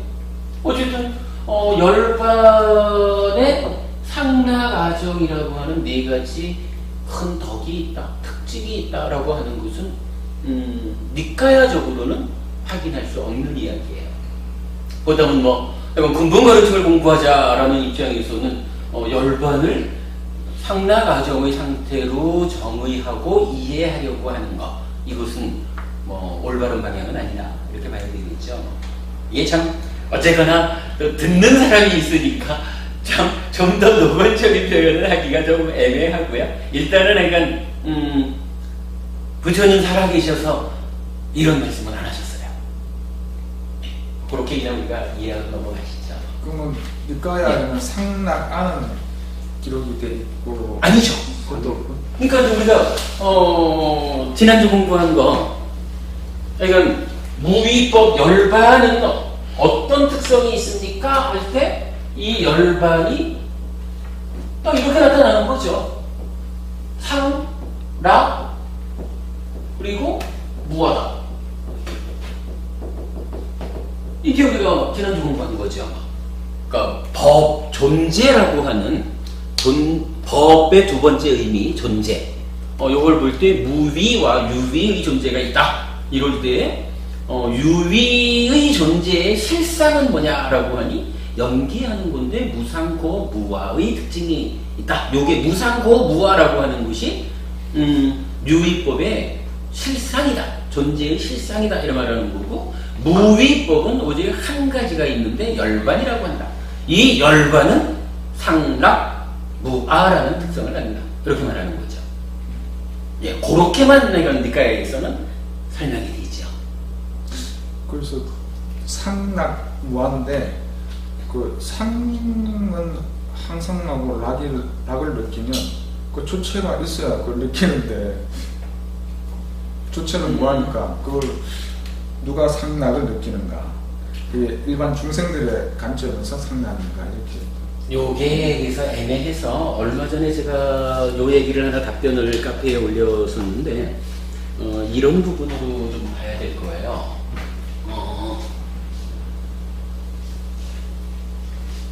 열반이라고 하는 존재가 일단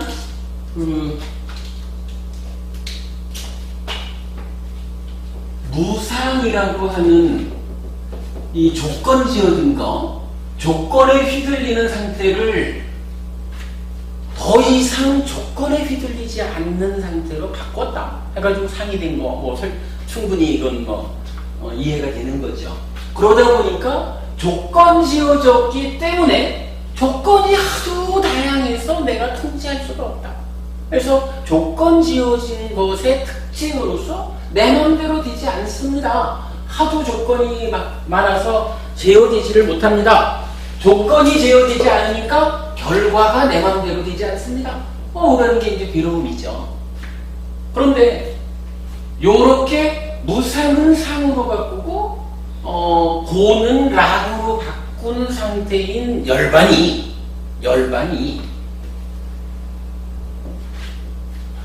그러면 이 열반이 원래, 자 여러분 요거 한번 우리 잘 생각해 보자고요. 요거 저가 사실 완전하게 결론을 내지 못한 이야기입니다만은 계속 고민하고 있는 부분이에요. 만약에 말입니다. 그래 우리 서방정토 극락세계 이렇게 얘기를 하죠. 서방으로 몇만 리? 이래 가면 거기에 열반이라는 세상이 있어. 내가 열심히 수행해가지고 저기 있는 저 열반, 상락의 특성을 갖는 고 열반이라고 하는 어떤 자리, 그 자리로 내가 가자. 만약에 열반이 요런 거라면 저기 가면 있는 거, 요렇게 되면 요게 아가 될 수 있잖아. 열반 자체가. 그러니까 원래 있는 열반으로 내가 들어가는 게 되잖아. 그런데 무아라고 하는 개념을 일단 한 가지 측면에서 저는 서방으로 얼마만큼 가면은 극락세계가 나타난다 하듯이 저기 가면 열반이 있어. 내가 지금부터 그리 뛰어가는 거야. 요렇게 원래 있는 열반으로 출발해서 가서 도착하는 그런 개념이 아니라 열반이라고 하는 것이 본래는 어디 있는 건 아니에요. 다만 내가 지금 오치원으로서 욕계색계 무색계라는 이 세상을 살아가고 있는데 내가 이제 이 존재를 소멸하고 일체의 괴로움에서 벗어나겠다 하는 마음을 먹고 수행을 했어요. 그래서 수행의 결과로 무명과 가래를 다 제거해가지고 존재를 소멸하고 삼계로부터 벗어났다. 그러면 내가 여기에서 수행을 해가지고 존재를 소멸하든, 그래서 삼계에서 벗어나든, 저기 미국에서 수행을 해가지고 존재를 소멸해서 해탈하든, 만약에 우리 이런 식으로 보자면 내가 여기서 100리 걸린다 그러면 미국에서 오려면은 150리 걸려야 될 거 아니에요. 그런 게 아니라 지금 이 자리에서 내가 수행을 해서 무명과 가래를 소멸시키기만 하면 이 자리에서 원래 있던 거 아닌 나의 상태로서, 그죠? 존재를 소멸시킨 해탈한 상태로서의 그 상태로서의 열반이 드러나는 것이다. 원래 열반이 저기 있는데 그리 내가 쫓아가는 게 아니라 지금 이 자리에서 내가 무명과 가래를 소멸시키면 그 자리에서 나의 삶의 변화로 열반이 드러나는 것. 그러면 이 열반이 원래 어디에 이렇게 형상지어 있는 게 아니다. 그냥 본질적으로 어디에 딱 있던 것이 아니라 내가 수행을 통해서 무명과 가래를 제거했을 때에 만들어지는 것. 뭐 이런 개념으로 볼 수가 있겠죠. 뭐 그렇게 이제 성취, 열반을 성취한다라고 하는 측면에서 무화를 하나, 그러니까 원래 있는 열반으로 내가 쫓아가는 것이 아니다 라는 그 측면에서 열반을 하나 말할 수가 있을 거예요. 그러면 요거 무화라는 표현이 가능하죠? 그러면 이제 그 다음에 또 한 가지가, 제가 이제 계속 그 두 가지를 좀 왔다 갔다 하면서 말씀드린 게 뭐냐 하면, 그러면 열반을 성취했을 때, 여기 이제 우리가 계속 얘기한 부분이에요. 열반을 성취하면 열반의 삶이란 어떤 삶이냐? 그죠? 열반의 삶이란 어떤 삶이냐? 표현을 하자면 사실은 대승열반경에서 열반 사덕 이렇게 이제 상나가정이라는 표현을 했다라고 하면, 이 열반 사덕이라는 의미는 사실은 열반이 성취된다라는 측면에서 말하는 건 아니죠. 성취된 열반, 그러니까 성취 후의 삶이라고 할까요? 존재성이라고 할까요? 요 상태를 놓고 하여간 수행을 해서 무명과 가래를 다 소멸시켜가지고 열반을 성취하면 성취된 삶, 성취된 존재성이 상나가정이다 라고 대승열반경에서 말했다, 이렇게 봐야 되겠죠. 근데 약간 이게 좀 제가 다 정리가 안 돼서 좀 표현이 어렵고 그렇지만, 일단은 요 부분은 타당하지를 않죠. 왜냐하면 니까야에서는 부처님은 왜 열반에 대해서, 자 이렇게 한번 보자고요. 부처님은 열반에 대해서 두 가지를 말했다, 이렇게 볼 수가 있는 거예요. 한 가지는 열반의 성취라는 측면에서 있던 자리에 내가 달려가서 도착하는 게 아니라 무명과 가래를 소멸해서 존재를 소멸함으로써 나타나는 것, 드러나는 것, 요렇게 열반의 성취라는 측면에서 하나 무화를 말했다면, 그 다음에 그 성취된 후의 삶, 존재성 요 부분에 대해서 사실은 여기에 대해서도 부처님이 답을 하잖아요. 여기에 대해서도 답을 했는데 대승열반경은 부처님의 대답하고는 다르게 상나가정이라고 하는 네 가지를 요 상태에다가 의미를 부여해버렸다, 그 상태를 규정해버렸다 하는 게 이제 니까야적으로 받아들일 수 없는 거죠. 부처님은 요 성취 후의 삶, 존재에 대해서 뭐라고 말하나요? 무기로서 말하는 거죠. 설명하지 않잖아요. 대답했다며? 대답했다. 어떻게 대답했습니까? 무기하는, 설명하지 않음으로써 대답했습니다. 왜 부처님은 이 자리에 대해서 설명하지 않음으로 대답했습니까? 라고 물을 때 우리가 이제 니까에서 찾아낸 답이 두 가지가 있는 거죠. 한 가지는 열반을 성취한 다음에 삶이 어떻게 되는지를 지금 성취하지 못한, 즉 무명과 가래에 묶인 오치온인 존재 상태에서 요걸 알려고 해봐야 알려지지 않고, 이익되지 않는 것이야 해가지고 답해주지 않고, 그 부분은 내가 설명해봐야 설명되어지지 않고 이해할 수 없어, 헤아려지지 않는 것이야. 그래서 부처님은 설명하지 않잖아요. 그러면 부처님을 스승으로 인정하는 사람이라면 이 부분에 대해서는 부처님이 무기하셨다. 이 부분은 내가 지금 헤아려서 알려야 할 것이 아니라 가르쳐 주신 수행의 방법에 의해서 오치온을 소멸시킴으로써 해탈해서 열반을 성취할 때 비로소 드러나는 것이다. 이 부분은 그때 나에게 알려질 것이다. 라고 넣어야 되는 것이 맞는 것이지, 이 부분을 부처님이 설명하지 않은 거니까 아무래도 여기는 상나가정일 거야 하고 여기를 상나가정이라고 설정을 해버리면 맞으면 다행인데 이게 맞기가 쉽진 않아요. 부처님이 상나가정이라는 말을 몰라가지고 설명을 안 했겠어요? 상나가정이라는 말로 정의되는 자리가 아니니까 상나가정이라고 부처님이 답을 안 줬죠. 상나가정이라고 답을 줘서 타당할 것 같으면 부처님이 왜 이거를 밀어놓겠어요? 이 중요한 자리를. 상나가정이라고 답변해가지고 이 자리가 설명되는 자리가 아니니까, 그죠? 아니니까 설명하지 않은 거거든. 요렇게 본다면, 약간 이 상나가정이라는 그 대승열반경의 주장에 우리가 굳이 동의하고 따라가야 될 필요는 없다, 이렇게 봐야 되겠죠.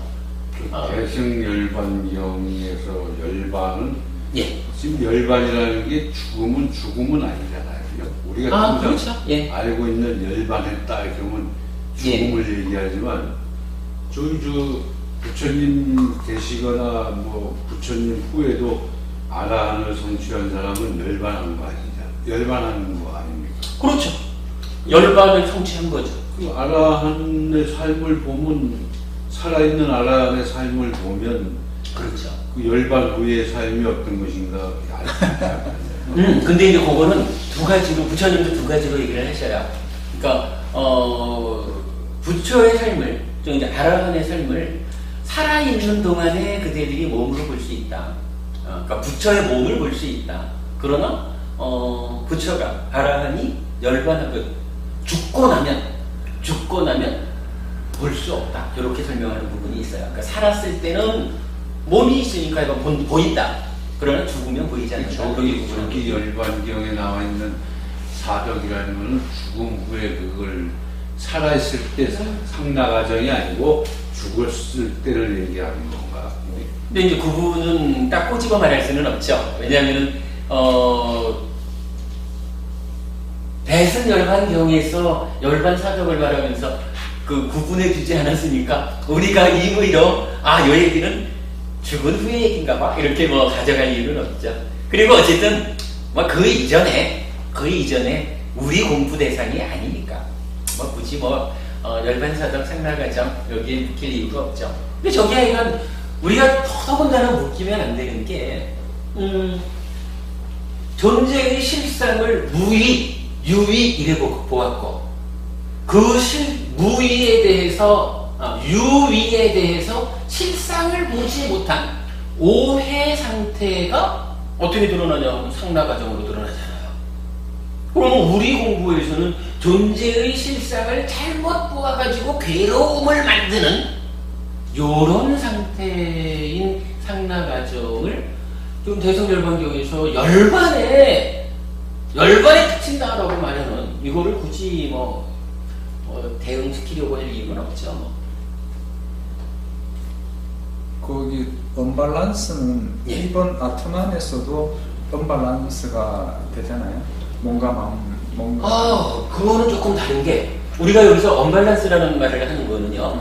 몸과 마음이 서로 조건이 돼서 두 개가 같이 붙어 있어야만 오치온으로서의 내가 그러니까 존재가 형성이 된다. 나의 삶이 있다. 요걸 전제로 하고는 이게 내가 있으려면 몸과 마음이 같이 있어야 되는데 요게 언밸런스가 있어서 곤란해.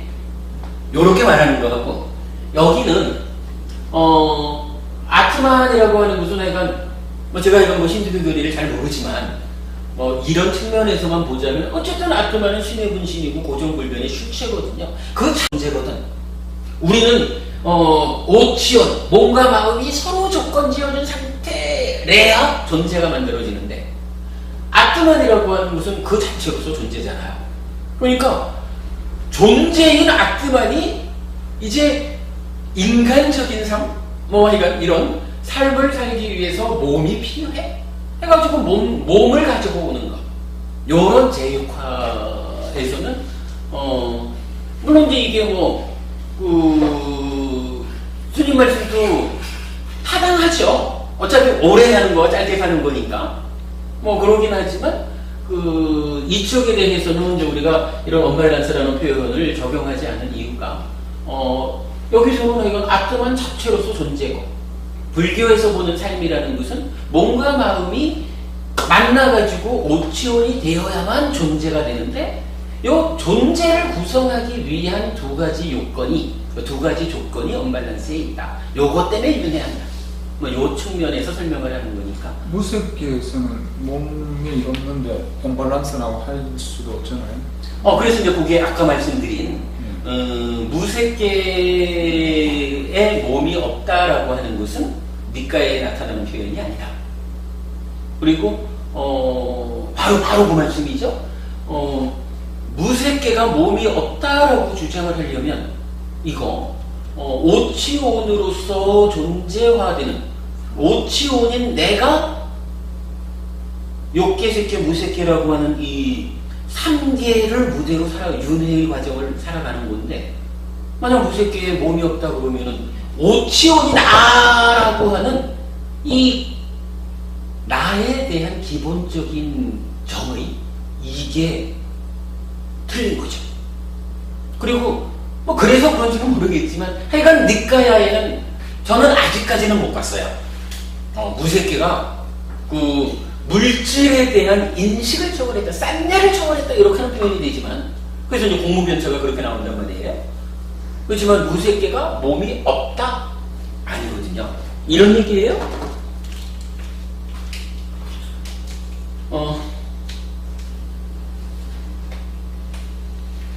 물질을 루빠라고 하잖아요. 요게 이제 물질, 그래서 색, 이렇게 쓰는 거죠. 그리고는 아루빠라고 하니까 요 아라는 것이 부정접두어란 말이에요. 그러니까 무색 이래가지고 요거를 이제 표현하기를 물질 없음 이렇게 이제 본 거죠. 근데 요 이야기는 좀 볼 필요가 있어요. 이 아라고 하는 것이 한문으로 번역을 해놓으니까 없을 무자를 해서 무색 이래 가지고 색이 없음 이렇게 이제 한자적으로는 드러나지만, 예를 들어서 비상비비상처 이러면 비상, 그러니까 아쌌냐, 잘못 외우겠다. 그러니까 쌌냐가 아니고 쌌냐 아닌 것도 아니고, 이럴 때에도 쌌냐 아쌌냐 이렇게 표현을 한단 말이에요. 그럴 때는 쌌냐가 아니고 쌌냐 없는 것도 아니고 이 얘기가 아니거든요. 이건 잘 모르겠다. 근데 잘 모르겠지만 제가 지금 딱 어떤 단어라고 지금 생각이 안 나는데, 경에서 보면 이 아를 써가지고서 부정을 할 때 부정하는 것이 없다라고만 딱 부정을 하는 게 아니라 요런 상태가 아니다 라고, 요런 상태가 아닌의 의미로 부정적 두사 아를 붙이는 경우들을 제가 이게 좀 요게 그런 거구나 하고 몇 번을 봤는데 지금 딱 생각이 안 나네요. 그러니까 요 아를 색 없음의 의미로만 봐야 되느냐, 아니면 색계, 우리 욕계, 색계, 무색계 이럴 때 욕계는 까마닥두, 색계는 루빠닥두 해서 이제 색계잖아요.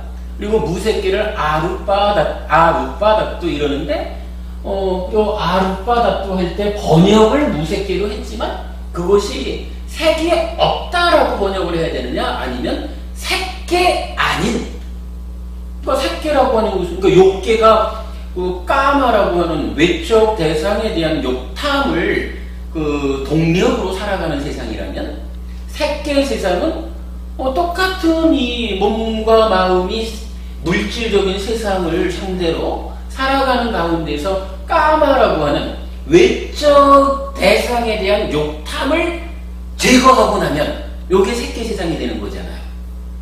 그러면 이제 까마라고 하는 하나의 욕탐은 내려놓았지만 일단 물질을 근거로 물질과의 관계 매직으로 뭐 살아가는 세상 이렇게 이제 설명을 해야 되겠죠. 그 상태에서 아룻바다뚜 무색계라고 부를 때는 분명히 이제 무색계의 최초가 공무변처잖아요. 공무변처를 설명할 때 만약 그런 의미로 보자면 물질을 소멸하거나 물질을 제거하고 무색계에 올라간다 이렇게 돼야 되잖아요. 근데 경에서는 그렇게 말하지 않거든요. 물질에 대한 인식을 초월했다. 요건 다르죠. 물질을 소멸시킨 거하고 더 이상 내가 물질에 대해서 이것이 있어? 여기 있구나? 라고? 아니면 거기에 우리 이제 싼냐가 이제 개입을 할 때 물질이라고 하는 물질에 대한 어떤 그 고정적인 관념? 우리 싼냐에 대한 이해로 볼 때 물질이라고 하는 싼냐의 개입 없이 세상을 보는 뭐 요런 상태로 아룻바다뚜 무색계를 이해하는 것이 타당할 것이다. 저는 그런 입장이죠. 그러니까 어쨌거나 경에서는 니카야에서는 무색계가 물질 없는 세상이다라고는 안 나와요. 그거에는 제가 볼 때 큰 오해인 것 같아요. 근데 사실 이 부분이 제가 보면 이게 중요하지 않겠습니까? 오치온으로 존재화되어 가지고 존재하기 때문에 괴로움을 겪는다. 이렇게 말하는 중생인 우리의 현실, 요거가 더 중요하고 그러니까 비중 있는 교리일까요? 아니면 아룻바가 뭐 어떻게 된 건지 모르지만 아룻바 존재의 삶 가운데 일부인 요 무색계라고 하는 요것을 거기가 몸 없는 세상이요, 물질 없는 세상이요 라고 해서 오치온이 아닌 사온으로 살아가는 세상이요 해서 이 부분보다 그 해석을 우선하는 게 중요할까요? 이렇게 본다면 아무래도 존재를 정의하는 것이 무색계를 정의하는 것보다 앞서야 되죠. 그러면 앞선 정의를 가지고 무색계를 이해하자고 치면 물질이 없는 세상, 몸이 없는 세상 이렇게 경전에 나오지 않는 의미를 부여해서 무색계를 이해하는 것보다는 뭐 경전에서 말하는 대로 물질에 대한 싼냐를 초월했어. 부딪힐 싼냐를 초월했어. 버릇 소멸했어. 이렇게 보는 게 타당하지 않을까? 그렇다면 무색계 몸이 없는 세상이라고 보는 거 저는 분명히 그건 잘못일 것 같아요. 단어상 해석으로 예. 그 카페들에 보면 그렇게 생각하는 의미로 얘기 나오면은 지금 또 스님 말씀같이 그러면은 이 색이 없다는 것은 죽었다는 얘기인데 그러면 뭘 해탈하는 게 꼭 죽음을 의미하는 거냐 이렇게 이제 반론하면서 이렇게 싸움을 봤어요. 근데 제 생각에도 무색이라고 하면 이제 단어상으로 해석했을 때 색이 없는 거로 되지만 그렇게 되면 근본적으로 이 오치온이라는 거에 대한 개념하고 안 맞으니까 인식을 초월했던 뭐 그런 해석이 올바를 것 같습니다. 예, 뭐 그렇게 보셔야 될 것 같습니다. 근데 사실은 이게 굉장히 중요한 교리적으로 굉장히 중요하고 또 어쨌거나 우리의 삶이 욕계색계 무색계라고 하는 3계를 토대로 살아간다. 여기의 삶이 결국은 요만큼 괴롭든 이만큼 괴롭든 괴로운 세상이기 때문에 우리가 존재를 소멸시킴으로써 벗어나야 한다라고 하는 궁극적인 목적을 명확히 하고 있기 때문에 요 무색계에 대해서 다르게 이해하는 거 중요합니다. 하여간 요 무색계를 몸이 없는 세상, 마음으로만, 정신으로만 존재하는 세상 이렇게 보지 않아야 될 거라고 저는 생각을 합니다. 그러다 보니까 오늘 수업은 시작도 못했는데 이렇게 하죠. 그래도 뭐 오늘 뭐 이건 중요한 수업을 했으니까 그렇고 다행히 우리한테 이제 동영상이라고 하는 새로운 무기가 하나 생겼으니까 저녁 수업에 제가 그 오늘 주제를 뭐 저녁 수업에는 뭐 오늘 낮 수업은 참고하십시오 이러고 바로 그냥 들어가죠. 그래서 동영상으로 올려드릴게 그 내용을 좀 참고하시고 다음 주에 제가 그 오늘 저녁에 수업하는 부분을 간략하게 요약해 드리면서 다음 순서로 넘어가도록 그렇게 하겠습니다. 자, 일단 뭐 오늘 수업 이렇게 마치고요. 잠깐 쉬었다가 편안하게 대답 나누고 헤어지도록 하겠습니다. 근데 저기 자강부모님 오늘 네. 그 수행부터 시작하니까 어떠세요? 저는 근데 오늘 수행 잘 그냥 왜 그러냐면 너무 힘들어서 그런지 그냥 와가지고 예. 어제 금방 이렇게 마음이 이렇게 저기 편안해지가 않더라고요. 저 같은 경우. 예. 저 나름대로 그렇게 했어요. 예. 아, 뭐 나름대로 하시면 돼요. 네. 또 물어봐야지. 요즘은 좀 안 주셔요? 수행이 예. 저도 이제 옛날에 말입니다. 뭐 저는 이제 워낙에 어릴 때부터 절에 다녔잖아요. 초등학교 때도 이미 어린이 법회를 다녔고 중고등학교를 다 이제 불교 학생회와 더불어 살았고 하여간 그 출가 이전까지는 뭐 나이를 먹어도 오래 절에 다녀도 어쩌다가 이제 뭐 수련회 뭐 이런 데를 이제 한번 가면 저는 그래도 이제 뭐 늘 뭐 그래도 뭐 회장이 됐든 뭐 무슨 부장이 돼서 뭐 이런 법회를 이끌든 뭐 이래 이제 했으니까 그럼 하다 보면은 수련회를 가면은 그래도 한 번씩은 또 참선도 해야 되잖아요. 연불만 할 수는 없잖아요. 수련회 가서 아이고 참선을 하자고 앉으면 이게 보통 고생이 아니야. 이게 뭐 사실은 그때는 또 수행을 어떻게 하는 건지 알지도 못했잖아요. 그냥 앉아서 반자부자 하고 반가부자 하고 뭐 눈은 반은 뜨고 뭐 이래 앉아 있으라고만 하지 앉아서 뭐 하라고 하는지도 사실은 가르쳐 주지를 못했잖아요. 뭐 그런 상태에서 그냥 어쩌다가 한 번씩 앉으면 그게 그냥 생고생하는 거지 이게 절대 뭐 수행되는 게 아니라 근데 그래도 이제 우리는 이제는 그 니카야에 나타나는 그대로의 수행 방법을 우리가 이제 좀 배우고 있잖아요. 법부님이 이제 아직 잘 앉는 일을 안 하셔도 그래도 알아차리고 있잖아요. 일상생활에서 먼저 말씀드렸듯이 그 지화견이라는 측면에서 계속 공부를 하시기 때문에 아는 힘에 의해서도 싹디가 발휘돼서 삶이 제어되기 시작을 했잖아요. 근데 이제 수행이라고 하는 이 알을 실현해서 강력하게 삶이 내 마음 먹은 대로 되도록 제어해가는 이걸 하려면 앉아야 됩니다. 이렇게 말씀을 드렸는데 아직 이제 앉지를 않다 보니까 일상의 삶에서 아는 힘, 공부한 힘만 가지고 그래도 상당 부분이 알아차려져 가지고 많이 좋아졌다 라고 하는 부분에 한 단계 더 올라서는 일을 아직 못했다. 그러니까 지난번에 우리가 그런 얘기를 했는데 오늘 힘든 이유가 딴 거 아니에요. 안 앉다가 앉아서 그런 거예요. 그러니까 집에서 한번 조금씩 앉아보셔요. 집에서 근데 그게 뭐 저를 위해서 앉으시라 하는 거 아니고 열심히 공부를 하시면 우리가 이제 아까도 뭐 이렇게 글을 쓰면서 회피법당 회피설법회가 거둔 큰 성과 뭐 이렇게 표현을 했잖아요. 무언가 일을 하면 성과가 있어야 되잖아요. 법부님께서 벌써 3기, 4기 그건 벌써 1년 가까운 시간을 이게 이제 법회를 거의 안 빠지고 오셨잖아요. 물론 뭐 많이 그 좋아지신 부분을 저도 보고 뭐 같이 기쁜 일입니다만은 이게 이제 법부님이 직접 앉는 일을 통해서 하루에 한 10분을 앉든 20분을 앉든 시작하면 그 앉는 일로 통해 가지고 성과가 확 높아진단 말이에요. 커진단 말이에요. 이 커지는 성과를 위해서 저는 법부님께서 앉아야 합니다. 앉아서 호흡을 보십시오 라고 자꾸 일러드릴 수밖에 없거든요. 이런 댁에서 그 일을 하기 시작하면은요, 혼자 앉을 때보다, 오늘 그래도 우리가, 6명이 같이 앉았었네요.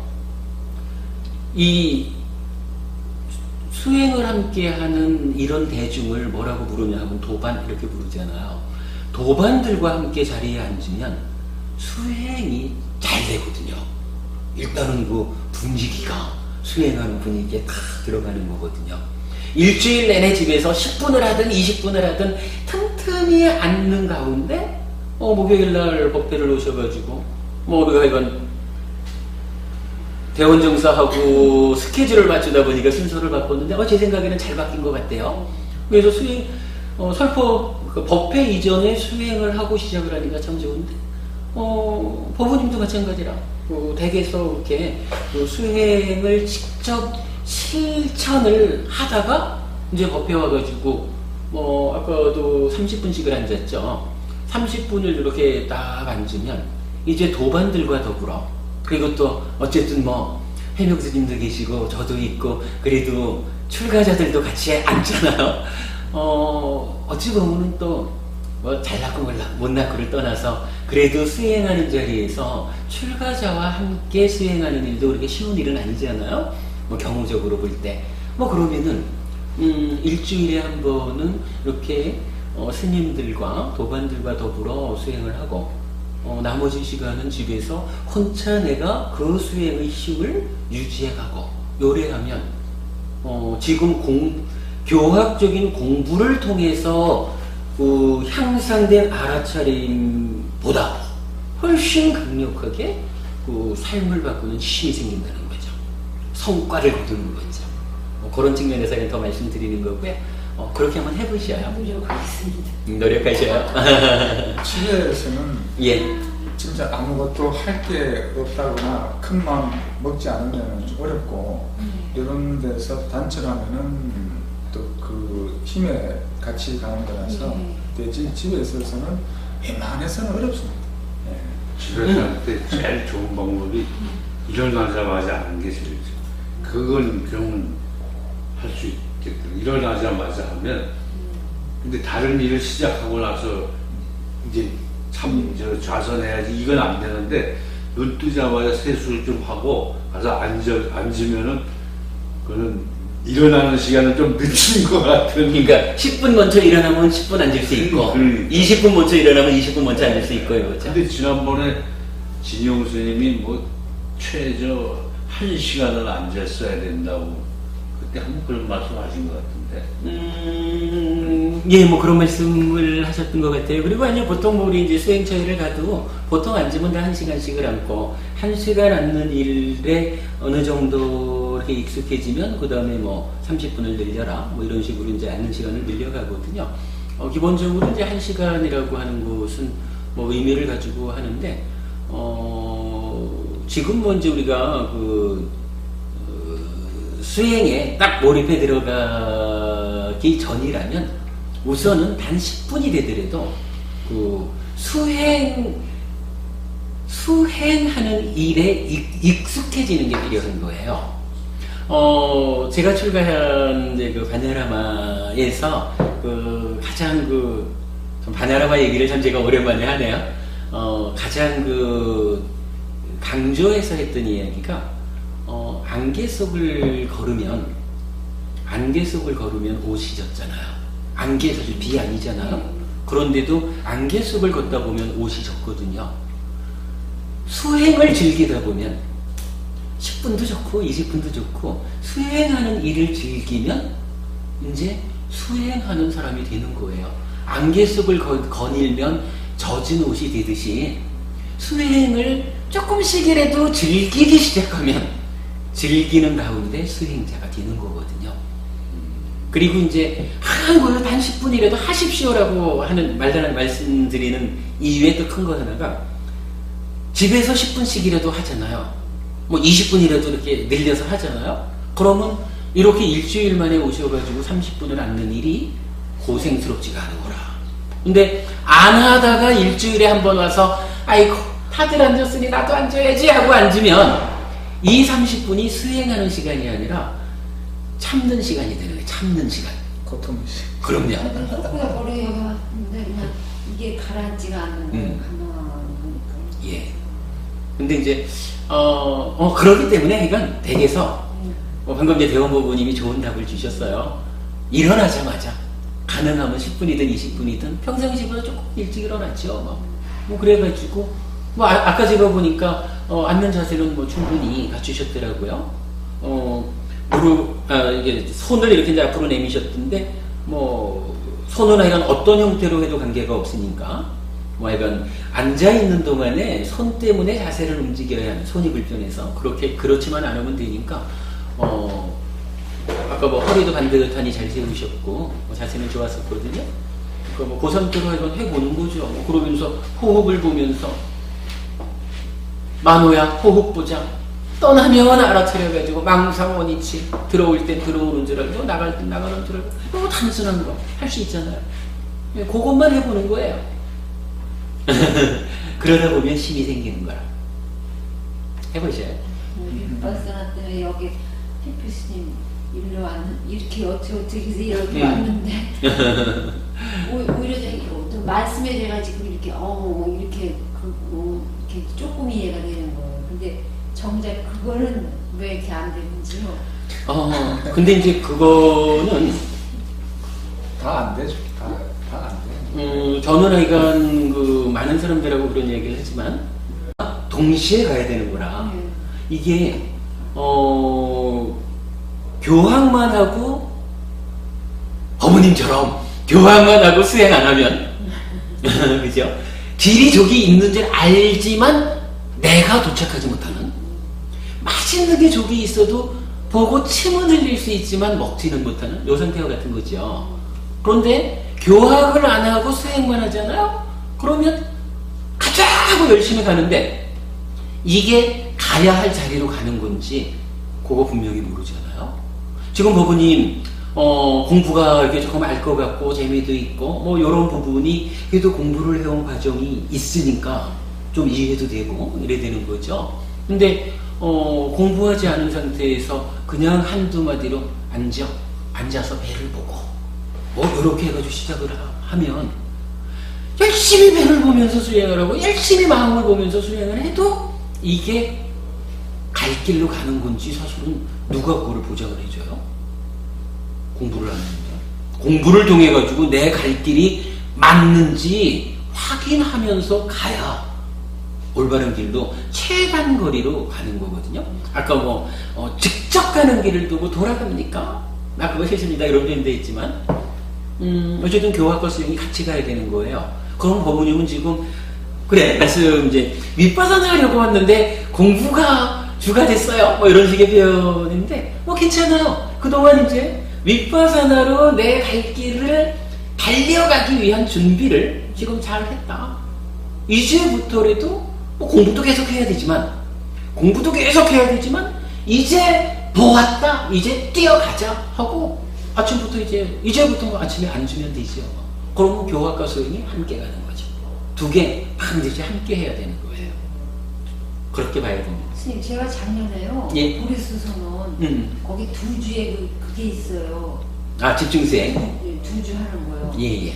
그거 여기 오기 전에 이제 8월달에 아주 그냥 이렇게 가정적으로만 주가 써서 이제 막 뛰어왔어요. 그냥 2주 하는 거. 근데 첫 예. 주는 어떤 보살님이 그 설명을 하시더라고요. 스님이 직접 스님은 하시고. 안 계시고 예예. 그래서 스님을 그 주에는 어떤 스님이 궁금하기만 하고 막 넘어갔었는데 그 다음 주에 이제 그 스님께서 이제 나름대로 말씀이 없으시고 그냥 이렇게 그냥 나중에 이제 무슨 어떤 인터뷰라는 게 거. 저게 왔나 이렇게 물어보시더라고요. 근데 그 당시엔 저는 오히려 너무너무 그냥 뭘 아무것도 모르는데 그냥 이게 지금 뭐 하는 그렇게 하는데도 하나 뭘 얘기할 거리가 없어가지고요.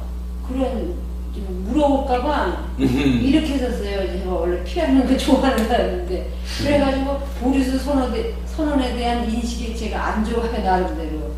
예, 준비도 없이 2주를 그냥 하여튼 다 어제 가긴 갔지만 뭔가 좀 그냥 기대를 해서 그런지 몰라도 그냥 그렇다고 보리수 선언에 대한 이미지를 나쁘게 가질 필요는 없습니다. 굉장히 바르게 잘 지도하는 곳이고, 아마 이제 그런 문제일 거예요. 그 보리스 선언에서 2주간 집중 수행을 했다라고 해서 대부분 집중 수행이라고 하면 교학적인 토대를 갖추고 왔다라고 간주하고 수행에 대한 테크닉을 직접 가르치고 인터뷰를 통해서 이 수행을 하는 가운데에 발생하는 문제점을 직접 지적함으로써 수행을 끌어주는 그런 게 이제 집중 수행이거든요. 그러다 보니까 이제 법우님께서 그 아무런 사전 지식 없이 뭐 그냥 이 마음을 어떻게 정말 해결해볼까 해서 가셨으니까. 지금 2주 동안 한대는데 이제 첫 주는 보살님이 무슨 좀 가르쳐주고 그 다음 주 그런데 인터뷰가 개인적으로 아니고요. 이렇게 하여튼 합동적으로 실험은 안 짜일 거예요. 근데 자기 이렇게 하고 수행하고 난 다음에 어떠냐 뭐긴데 전혀 저런 거라니까 저한테 뭐 여쭤볼 것 같아서는 가만히 들고 있었는데 그런 사람들도 안 좋으시더라고요. 이렇게 그래서 보리스 선언에 대한 그래서 지난주 사실 금요일날 그 스님이 궁금도 하더라고요. 제 나름대로 너무 그때 그랬는데 이렇게 다치는 바람에 그러게요. 보리스 선언이 제가 알기로는 한국에 있는 여러 위파사나 수행처 중에 뭐 아주 모범적으로 그 수행을 가르치고 수행자들이 함께 수행하고 하는 곳으로 알고 있어요. 물론 또 이제 한국 테라와다 불교에 소속된 선언이기도 하니까 제가 더 제 마음이 보리스 선언에 대해서 이제 그 호감을 갖고 있는 건지는 모르겠지만 일단 잘하는 곳이고 다만 이건 보리스 선언뿐만 아니라 어디를 가든 어느 수행처를 가든 수행을 위한 집중 수행이다라고 할 때는 대부분 이렇게 교학적인 토대 이런 부분에 대해서 접근하지는 않고 수행에 대해서 바로 들어가게 되거든요. 그런 부분이 근데 이제 한면으로는 그게 법운인뿐만 아니라 그 수행을 찾아서 바로 가는 많은 수행자들이 공통적으로 겪는 문제일 수도 있어요. 그래서 이제 제가 늘 드리는 말씀이 교학과 수행이 함께 갈 때 공부라고 하는 것이다. 그래서 교학을 통해서 올바르게 갈 길을 확인하고 목적점을 분명히 봐야 빨리 뛰든 늦게 뛰든 거기에 도착을 하지. 요걸 잘못 보고는 뛰어가 봐야 아무리 빨리 뛰어봐야 갈 곳에 못 가잖아요. 그렇다고 이제 교학만 하고 8주였어요. 월화수목 아니 그러니까 8일 월화수목 이렇게.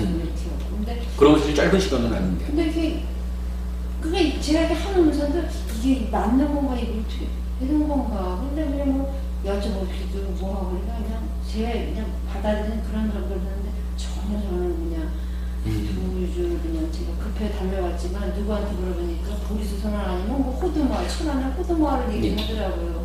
가까이 거기 있으니까 이제 그냥 막 달려갔죠. 제가 너무 기대했는데 그냥 가르쳐 주시질 않으셔가지고 나름대로 너무 그릇이 아직 준비가 안 됐는데 거기에 대한 이미지가 안 좋아요. 보리스 선언을. 근데 이제 그것도 그런 거라 그 이미지 그 이미지도 그냥 요거 향상된 거 아니고